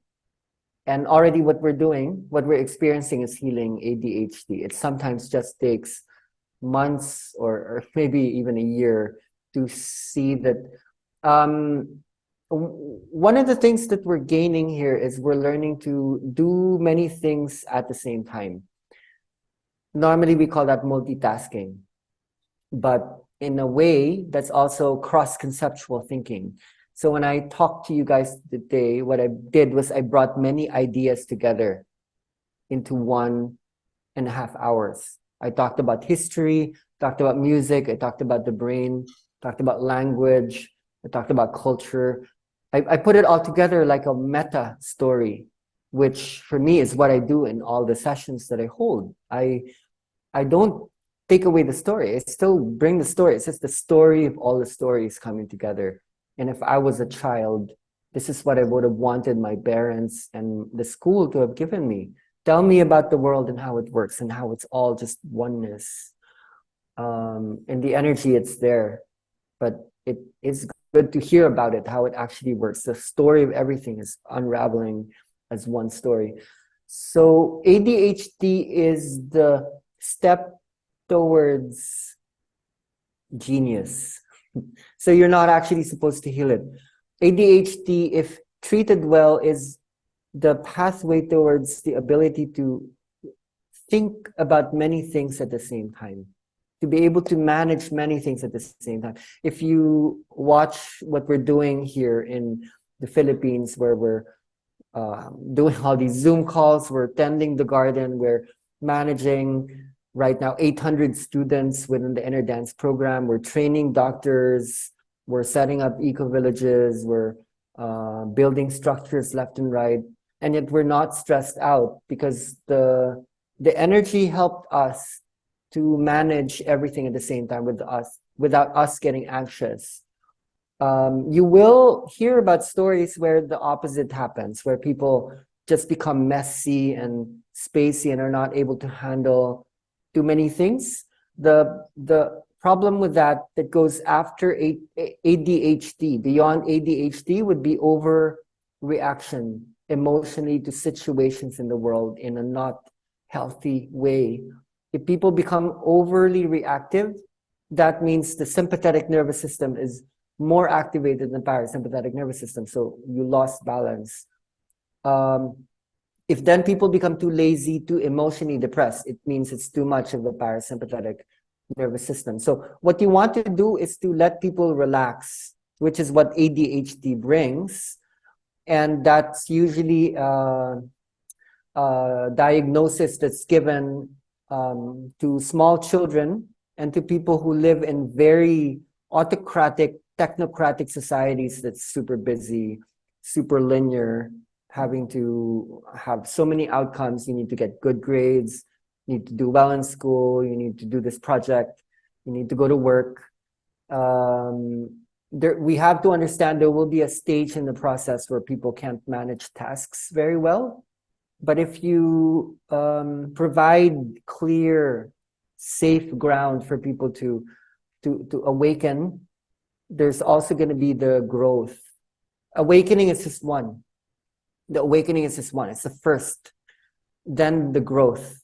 Like, how do you create the space where people would grow up? You know, and that comes with experience often.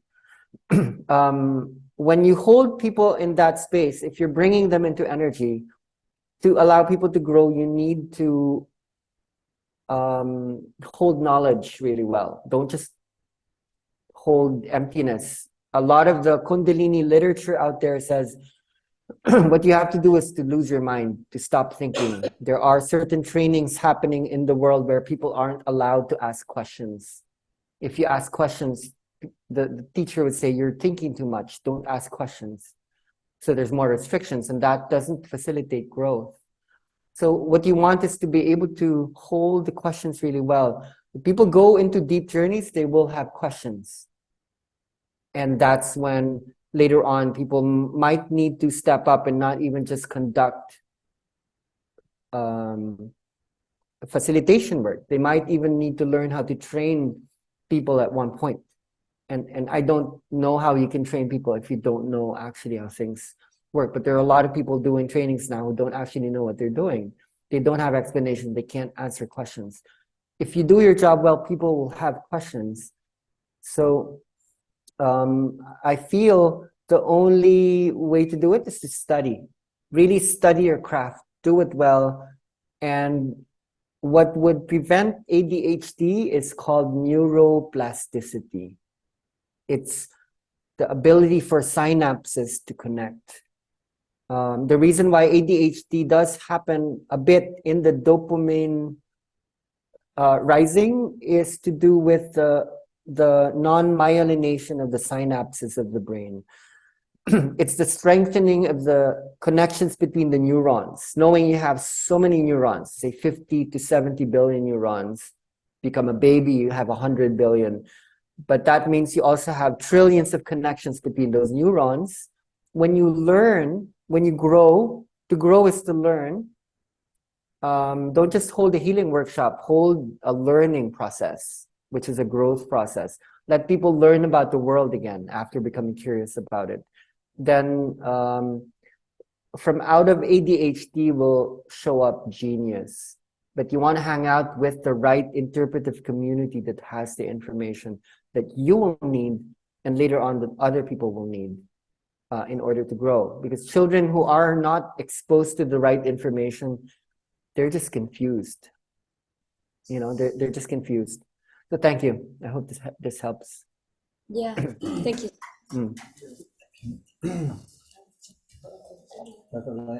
Let's take the two first and then yeah. Eleni?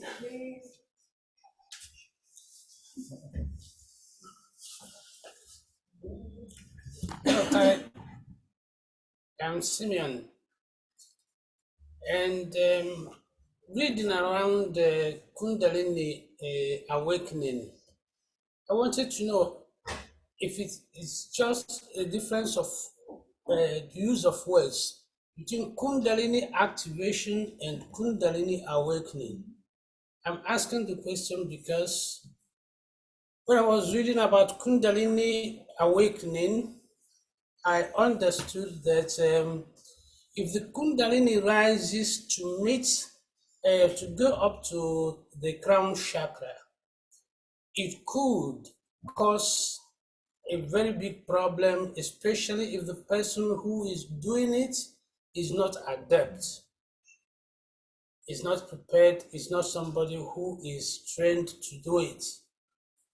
So is there, that's why I'm asking about Kundalini activation, whether there is a difference between the two. Could you give us any? Okay, yeah, it's such a straightforward question. I used the word Kundalini a lot when I was beginning the work. Now I don't use the word Kundalini. The word Kundalini is culturally appropriated from India. It was appropriate for when it was being used at that time. I don't think we need to use these words now that actually don't hold that much structure.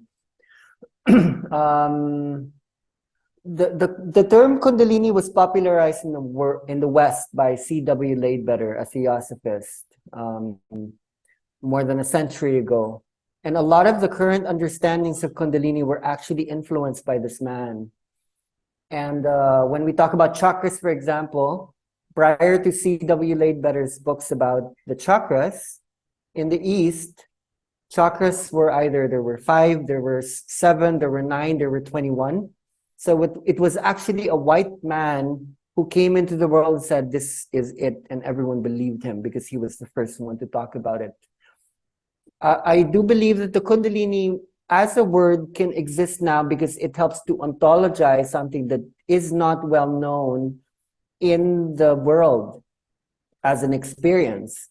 Culturally and historically, it gives credence to something safely enough so that it could spread. But beyond the ontologization, I haven't read out of the many books I've seen in Kundalini something coherent that I would feel would, what I see is a lot of argumentations, a lot of even distrust that it's not safe and it's not, so I would advise you to read more literature that goes beyond just the oversimplification and the generalization, the overgeneralization in the way this word is being used, a lot of which is actually coming from a colonization entity. I am a man of spirit, but I'm also a man of science. I didn't study the science, it came with the energy. Science is really just a way of understanding life, just like spirituality is the same. One is more to go direct to the source without having to undergo structure. But when we start to apply things cognitively, structurally, and mentally, then we can't just look at spiritual texts. So for me, if I was to define Kundalini, what I would say is it's change happening at a very rapid pace, physically, emotionally, cognitively, and energetically. It's just a manifestation of transformation that's happening very quick. And when it arises, supposedly, there is something that falls as well, then the energy would stabilize. And once that stability happens, the term Kundalini doesn't actually become appropriate or relevant anymore. Because when a person is happy as he or she is, there is no need to change because they're just still. And because Kundalini is a movement from one dimension or space to another. Once that stabilization happens, people then shouldn't just keep pushing and pushing that, okay, I need to keep making this shoot through the roof and rising up. So for that reason, I do not use the word Kundalini. It was in my first book.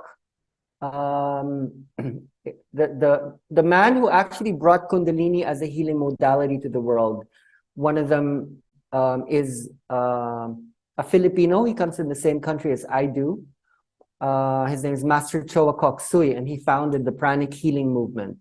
Prior to that, Kundalini was not exactly understood as a healing practice from a generalized field. It was from a yogic awakening mode. So right now, Kundalini is being redefined, and I don't think anyone should own a definition of the term. If it's going to be used, I think there should be a lot more openness to how it's used, and that we don't need to define it right now, understanding the history of how it had been defined, and then people are still using some of those redefinitions in a very casual way.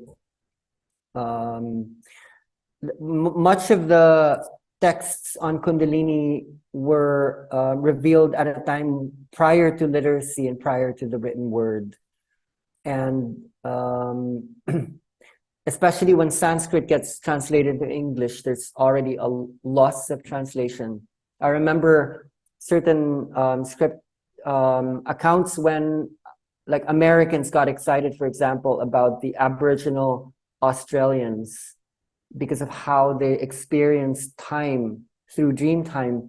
When people started to use this word dream time super casually without actually being Aboriginal, there was an oversimplification of the word, and so much meaning was lost, and there was no attention being placed upon where this was actually coming from. So as someone who has experienced this over and over and over again, now that I'm experiencing stability, I am interested in other terms and other words. That's just me. It doesn't have to be general or universal truth. This is just what I would like to contribute to the global process right now. Thank you for your question. Thank you very much.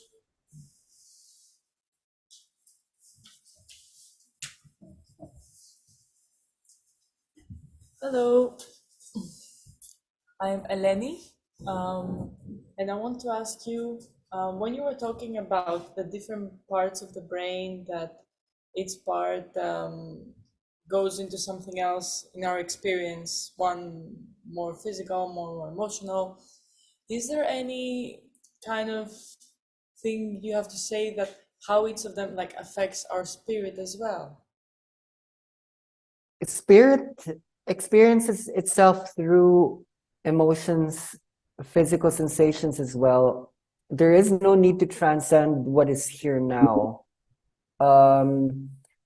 If we try to look at spirit as the classic definition based on where this is leading is its transcendence in one way or another. So there has to be a meeting point between the mind-body split. The mind-body problem began with Descartes. I don't know if people are familiar with René Descartes, the French philosopher and mathematician who gave us cogito ergo sum, I think therefore I am. So much of Western psychology and philosophy is actually disembodied. Like the mind is disembodied, it's not in the body. So when you try to study the mind and spirit, it doesn't meet the mappings of the body. So what is happening both in spirituality and in science right now is that spirit and the mind is being seen as an embodied intelligence. So if you will experience pure spirit, it means that's when you have left the body and therefore you're not inside time. I had those experiences where I left time. The first time I experienced my inner dance was when I was living on an island for 2 years, having listened to the voice of the great-grandmother whom I had met in California, who told me, find me. And then I went on a spiritual pilgrimage to find her. I was then instructed to live alone on an island, eating only coconuts. So I had done that. And upon living in coconuts, I experienced this process. I heard the words. It said, the mother and I are now one. And then it exploded in my body. I heard the words that said, it began in Africa. And then all these vibration sounds exploded in my body. I experienced more energy than I could ever account for. I wouldn't even think that much existed in a universe. And it seems like when you have that much energy passing through you, I couldn't hold still. I escaped my body. I was over my body and was looking at myself from above. I was seeing myself. There was this long-haired brown man dancing on the beach with such force and such message. But the problem was I couldn't name him. I didn't know what a brown man, I didn't know what hair was. I didn't know sand. I didn't know the water. I didn't know humans. I didn't know Earth. I had to remember myself. Okay, I have parents. I have that slipper. It's right there. It's mine. There's an ocean. I'm here. This is an Earth. And when I came back to memory, I came back into the body. Something important happened before that experience, and it explains a little bit what you're speaking. there is a spiritual mapping. After I heard the words, it began in Africa, and I experienced these vibrations everywhere coming from me. Like I was singing all the sounds of the earth all at the same time. Then the strangest experience I've ever had happened. Time stopped. And I looked around, and I was the only thing alive, dynamic, moving. The water was still like a photograph. The trees were not moving. The wind had stopped. This happened only probably 10 seconds, but it felt like an eternity. And then something happened, something shifted, something began to move. And I can only remember it now as if time had gone backwards and now brings about a reversal of space over time. We had journeyed from space to time. Now we're becoming time. We're becoming space from time, dimensionally. So one spiritual explanation of what is being mapped out on a brain level, in a very general way, is this. When people are in the experience, it's like they know what is about to happen, that what is about to happen has happened already. So there's a confusion between the past and the future that now meet in the present. There's no separation, like nothing separate in that space.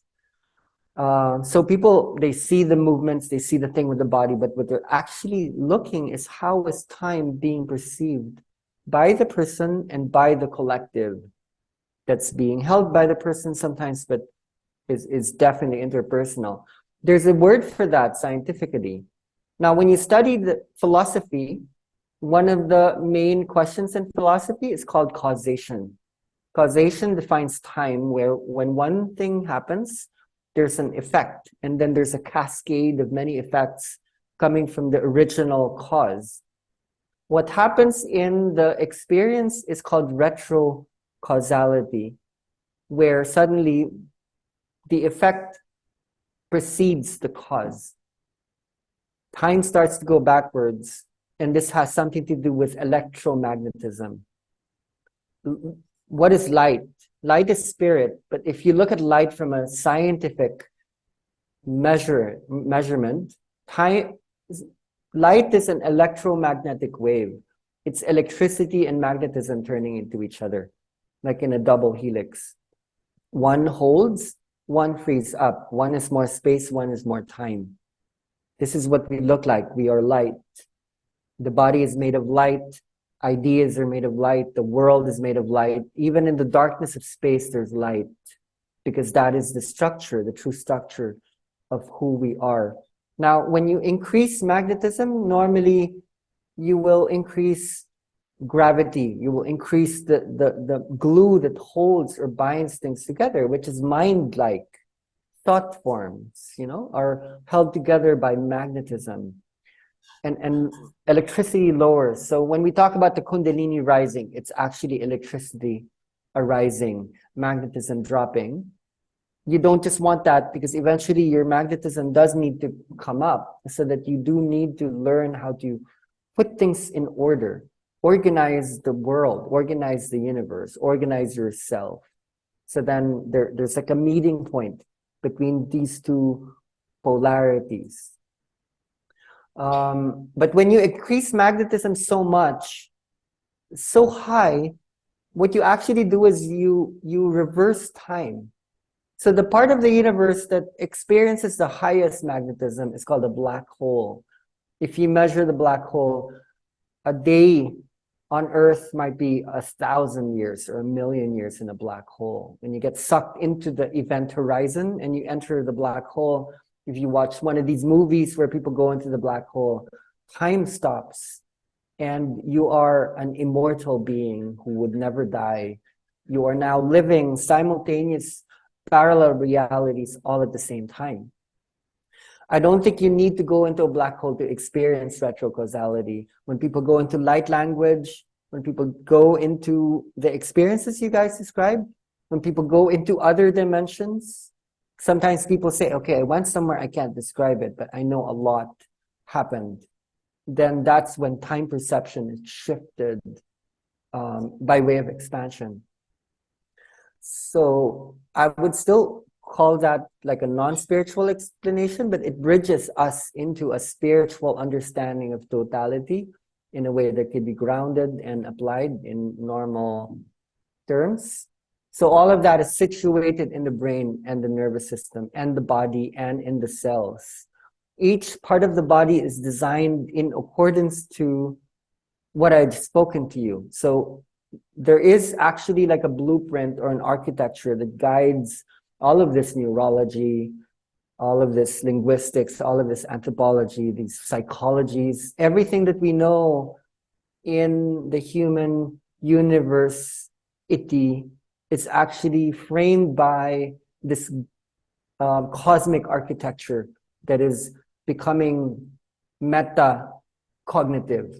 You know, it's consciousness becoming aware of itself experientially, and now through our exchange, clearly, you know, explicitly, we're speaking about the nature of reality from a meta perspective. We can explain everything through these singular geometrical frameworks. Everywhere you look, it can be explainable through the grid, through the wave, through the mandala, and we experience that in the energy. So hope this is good.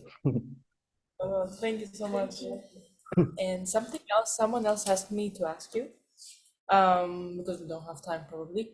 Are there more tools that you will be able to let us know, or are there more music tools that you can, like applications or something that can help us to make our own music, I guess, or outline? The basic ones that I showed you is a good start. It's overwhelming to think about how many is available. In my studio, I have about like 30 synthesizers. Each of them do different things. When I open my computer, I have about 1,000 instruments that I have stored. So what I do is I create the space for accidents because I know how to integrate everything together according to time signatures. I'm actually not thinking. So if I have a lot of tools, I would just put something together spontaneously.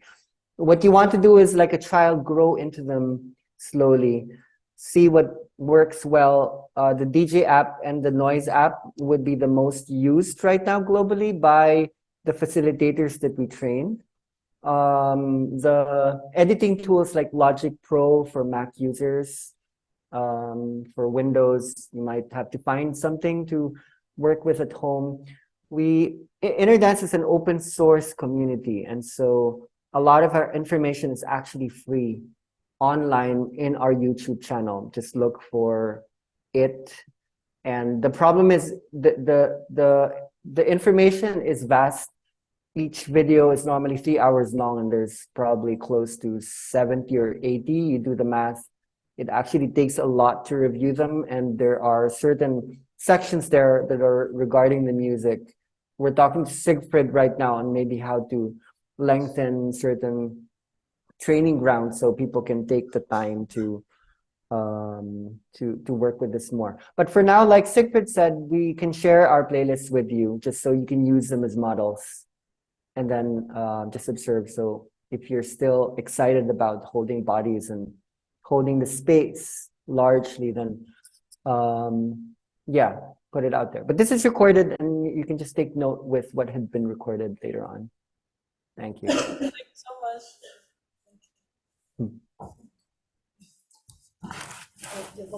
Yeah. Last one, the real last one. Yeah. In that time. Last one.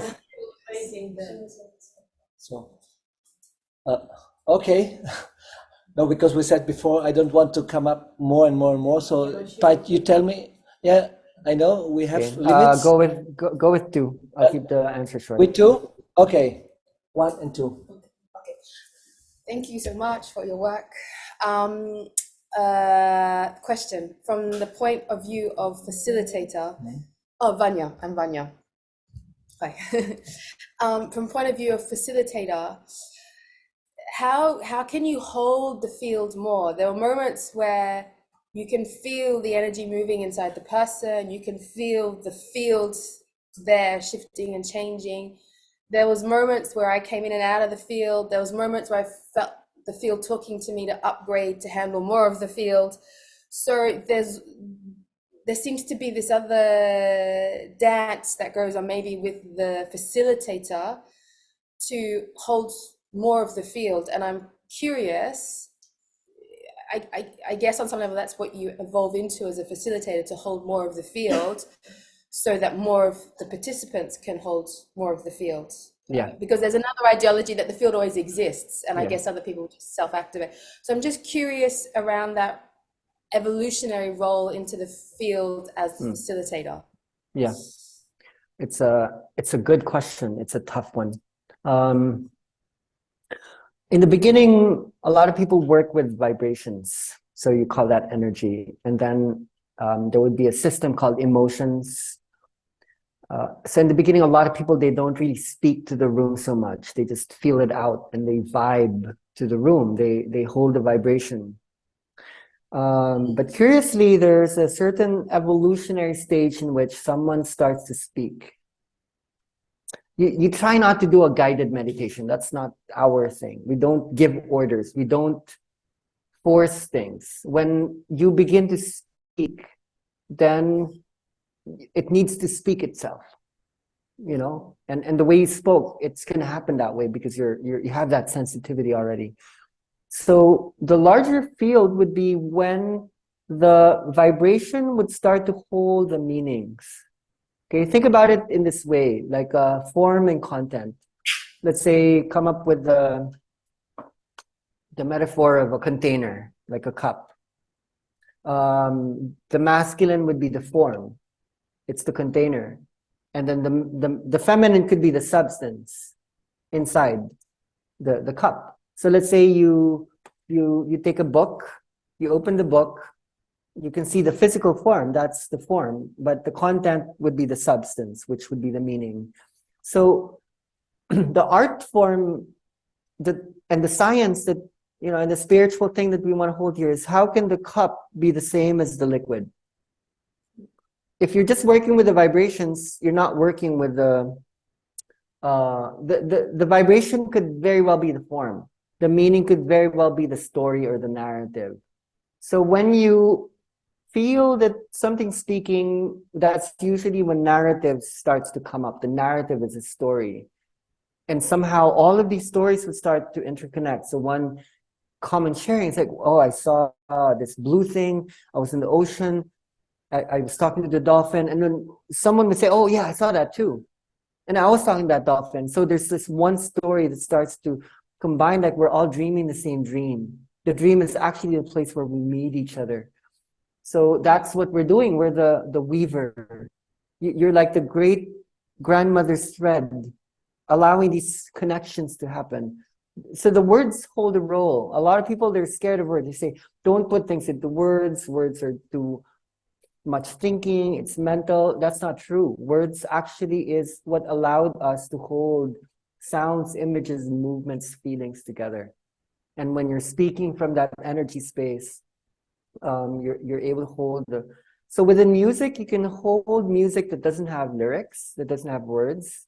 What I do is I take parts of a movie, let's say from Lord of the Rings, The Matrix, Lucy, and I would just embed that into a music. So then I have a story. It's like I can take them down.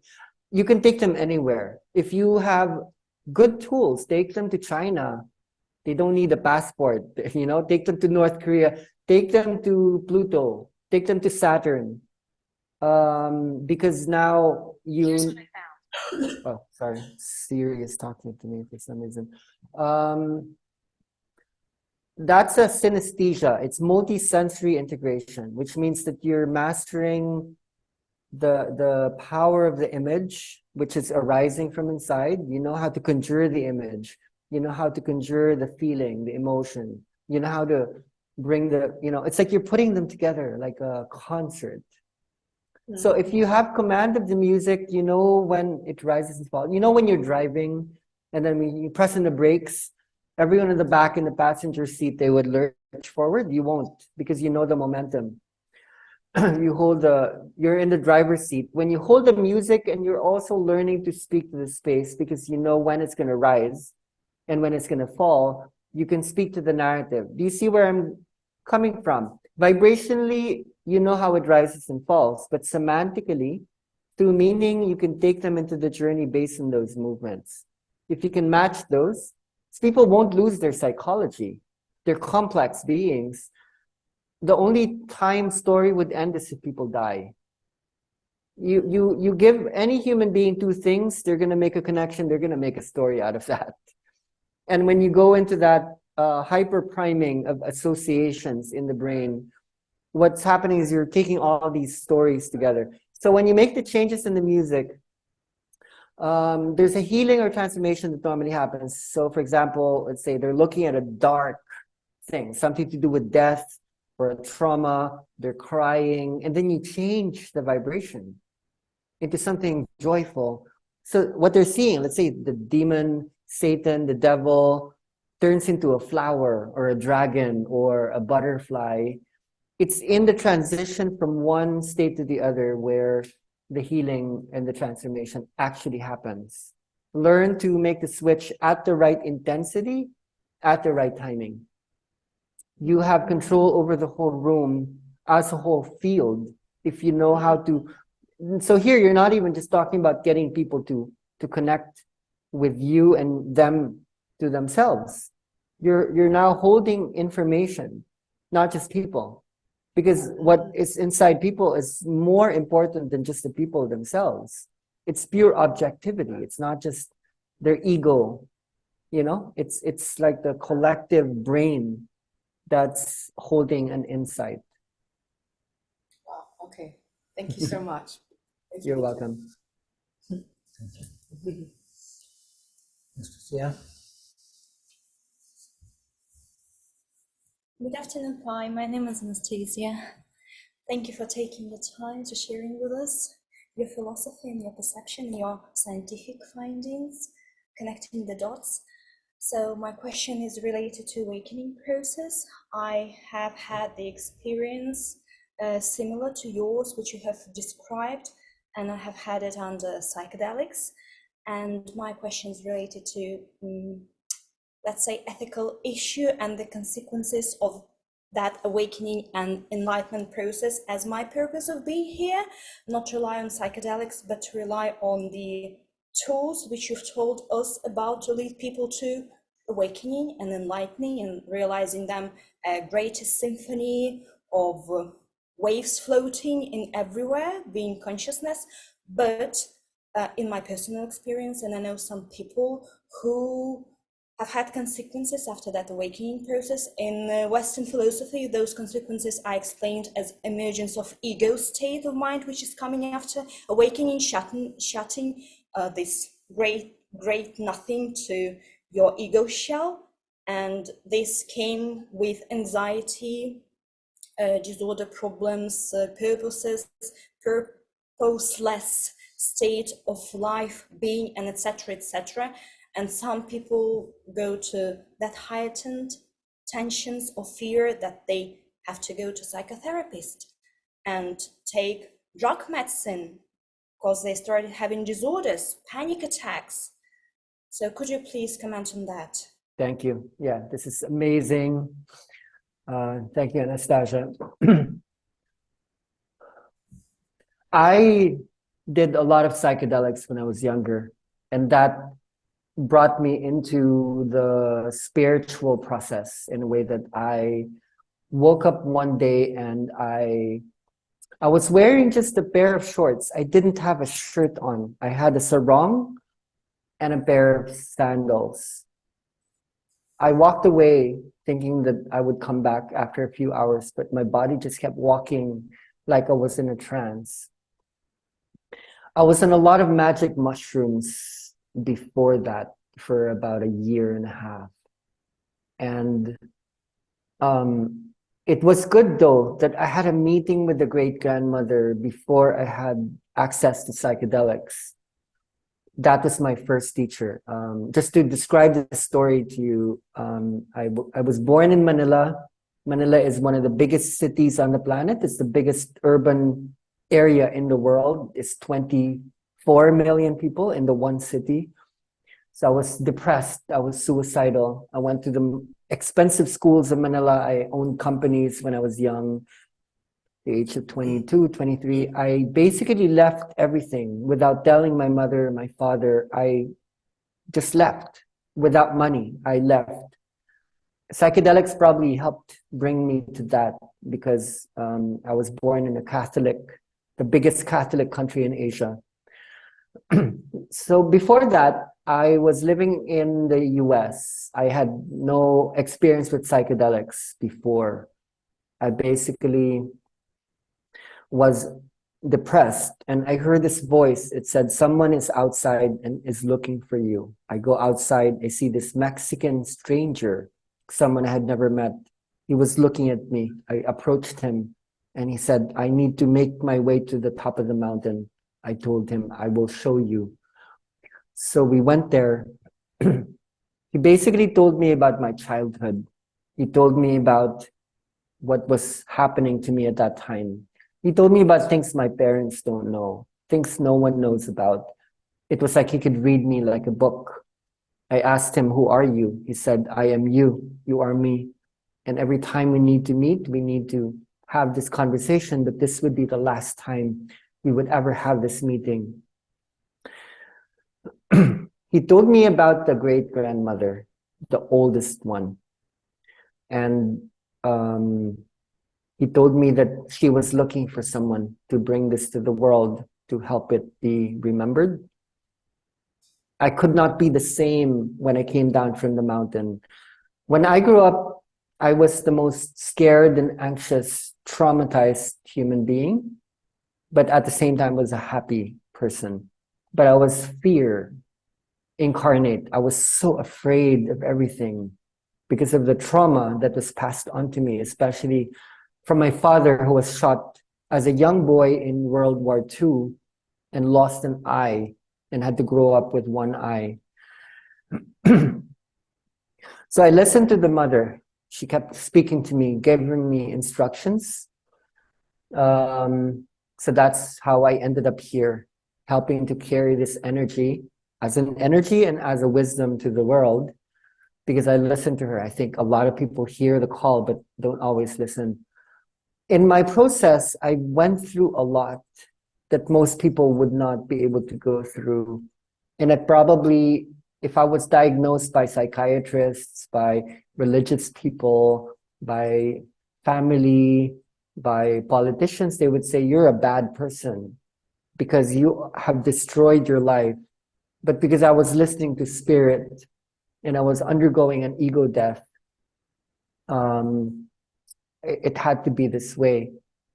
I think the difference between my experience and a psychedelic experience is I really had to live through the cleansing.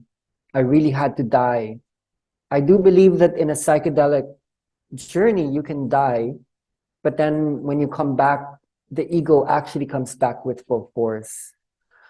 And even when I went back to society, after living alone, super poor, without money, it's like I was an animal on the island. I became an animal. I became an energy animal. I was just there, like hunting, like not sleeping anymore. I was just like across time and space. And when I came back to society, it was beautiful, but it was hard. I had to learn how to become a human again. I had to learn language again and how to think in a linear way. So even inside myself, after having gone through so much work, I realized that there's something about the energy itself, not just psychedelics, but even this work that actually inflates ego, that makes ego very big. It creates tendencies where people are in a hurry, they don't know how to slow down, they don't know how to think dimensionally across space. They become highly emotional, very controlling, very guarded. Obviously, that is a lot of people, whether they take psychedelics or they do energy or not. It's just that the work that we do amplifies what is already there. So I think the problem is named in philosophy still, and it's called solipsism. Solipsism is an event in philosophy, in the journey of a person when the mind drops and there's what is called hyperbolical doubt. It's this deep depression, this existential crisis where people don't know what to believe in anymore.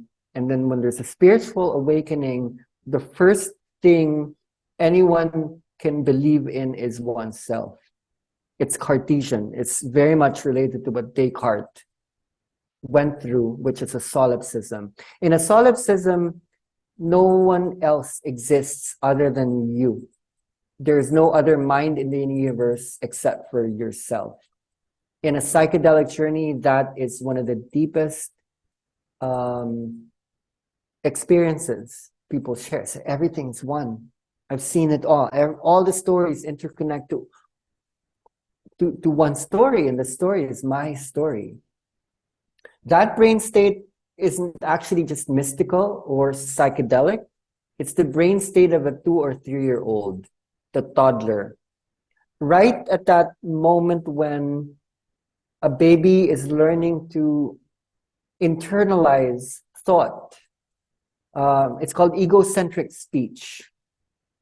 There's a certain brain in a baby that's learning language and becomes a toddler, then becomes an identity. But prior to that, a baby doesn't have identity. And a baby has a group identity. We go back to that space when we have a spiritual awakening and we do experience a solipsism. So what happens in solipsism is we cancel out what is outside me. And so when ego shows up, like I am the most important. And there's value in that because anyone who's experienced neglect has been disempowered, dislocated, colonized. People don't actually have a true self-identity. They don't have a self-ontology. They were spoken to as children that you don't exist. You're not here. You're not loved. So there is a reason why we do need to go that deep and to find an anchor, and that anchor needs to be the self also as a universe. So the growth process that happens after language acquisition's taken place in the small child, then you need to be absorbed by the world and to absorb the world. You need to be part of the world. You can't just be the only being that exists. And a lot of people who have the immaturity within shortcut, bypassing modalities like energy is one. We have to admit that. We're seeing the effects of it. We're honest. We're also seeing growth happen after that stage. And psychedelics is one of them. Because when you do too much, too fast, too big, then it will take you into that egocentric speech stage. And it's not being talked about in an intelligent way. There's this talk about what we do. It's behaviorist. It's not cognitivist. We don't have a real mapping of how consciousness actually works as it's being altered. So if I was to choose a psychology that would help with that, it would be developmental psychology. It would be the understanding of how does a baby grow into an adult? What are the actual maps? And in Inner Dance, there are actual findings of what that looks like. We borrowed a lot of notes from Jean Piaget, Lev Vygotsky. He's Russian. I don't know. Judging from your name, maybe you're coming from that region. And so we're going to grow. There was this man named Ken Wilber who tried to come up with an integral theory. And he said, people go to the East to undergo an awakening. They go to wake up. But we actually go to the West in order to grow up. So what a lot of people are excited about is to go borrow from the East, our psychedelics, our shamanisms, our energy, our inner dance, our kundalini. And when you hear me as an Asian, I'm actually borrowing your science and I'm explaining it to you in a different way that might be more understandable from an Eastern and Southern reading that helps to integrate something from an emotional and energetic field. We're becoming each other. The great thinker Tu Weiming said the past of Europe is the future of Asia. The past of Asia is the future of Europe. We're becoming each other. Like these grain hemispheres that's predominant in some areas in the world, and in other words, it's cross-sectioning. So the inner dances that we've been observing in India and China, Singapore, Malaysia, Taiwan, looks like what the Europeans having right now, even as the Asians are starting to come to an inner dance that looks like a growth process, even as the West is going through a wake process, like an awakening process. So there's like a two-way street, and those two ways have different languages. We need to take what we know from the sciences and the spiritual awakening both. And the problem with the scientific community is it hasn't represented the science, the spiritual awakening too much. Everything that I've shared with you would be the current notes that we have so far. And this is what we're presenting as clearly as possible so that there would be less confusion. But based on what I said, because I had no teachers, I had been irresponsible. I really allowed myself to be destroyed. So some of the people who are experiencing the madness, the insanity, I think we just let them be. What we would need to hold as an ethic, though, is when people walk into our room, the space we're holding, I have one request, I have one ethic. Anything that comes up, make sure that you take responsibility. Don't go into a projection. Don't go into a blame. Don't blame it on the entities. Don't blame it on the Divine Mother. Don't blame it on the ghosts. Don't blame it on your mom, your dad. Make sure that you are coming into a holographic quantum reality where everything is, it's you holding everything from within in an equal ground. In so doing, I think we can trust. Without that modicum, without that ethic, I'm not sure if we can trust people yet, because a lot of the teachings, even within Kundalini, is that I am the healer, I am the master, I'm the teacher. It's still too hierarchical. Within the inner dance community, we've been trying to break this guru, this master, this teacher image into something a lot more equal. Because when you do go to the East and the Global South, that is the culture this energy is coming from. So a lot of this inequality is actually like a Western understanding. And a lot of people are excited to go there because it's bringing them power that they didn't experience when they were children. And there's a new addiction at work. It's a spiritual addiction. I wouldn't worry about it as much because it's less addictive than the drugs, than the plant medicines, because they're less invasive. So we are presenting this to doctors and scientists. And let's just study this. It's this sound thing, this entrainment mechanism. It's a lot less coercive. We're not pushing people. We're not manipulating people as much as the drugs can. Some energy practices are very manipulative in some ways, but we are seeing people mature more and more because they are also understanding more and more. Thank you. I can see you've been through a lot, so thank you for sharing. Thank you for your time. Okay, so I think that's it, Sigrid? Yes, wow. Again, thank you for expanding time to, I think that's been a download of so much information. I think I see the faces, I see my own reaction, and see how much there is still to be learned, to be in that process. So I'm very thankful to be here and that be with you, guided by you, getting the source of knowledge which you have been sharing with us all this time and today. Sigrid, just one thing. If you have Falling Sky recorded, could you just play that one? Falling Sky? Yes. Yes, I should have. Yeah, I'll send you the link just in case. Okay. Amazing. Okay. Amazing. So thank you very much again. And thank you also from Sandra. And see you next time. See you soon. Okay. Have a Thank good you very journey and much. let me know what comes up and down. Yes. I will try this time to record some feedbacks after the Yeah. session. Okay. I didn't do last time, so I just spoke with you a few comments, but Okay. I will try to record some Amazing. experiences. Okay. I'll send a recording soon as well so people can download. Okay. Bye. Thank you. Love you. Bye. Bye.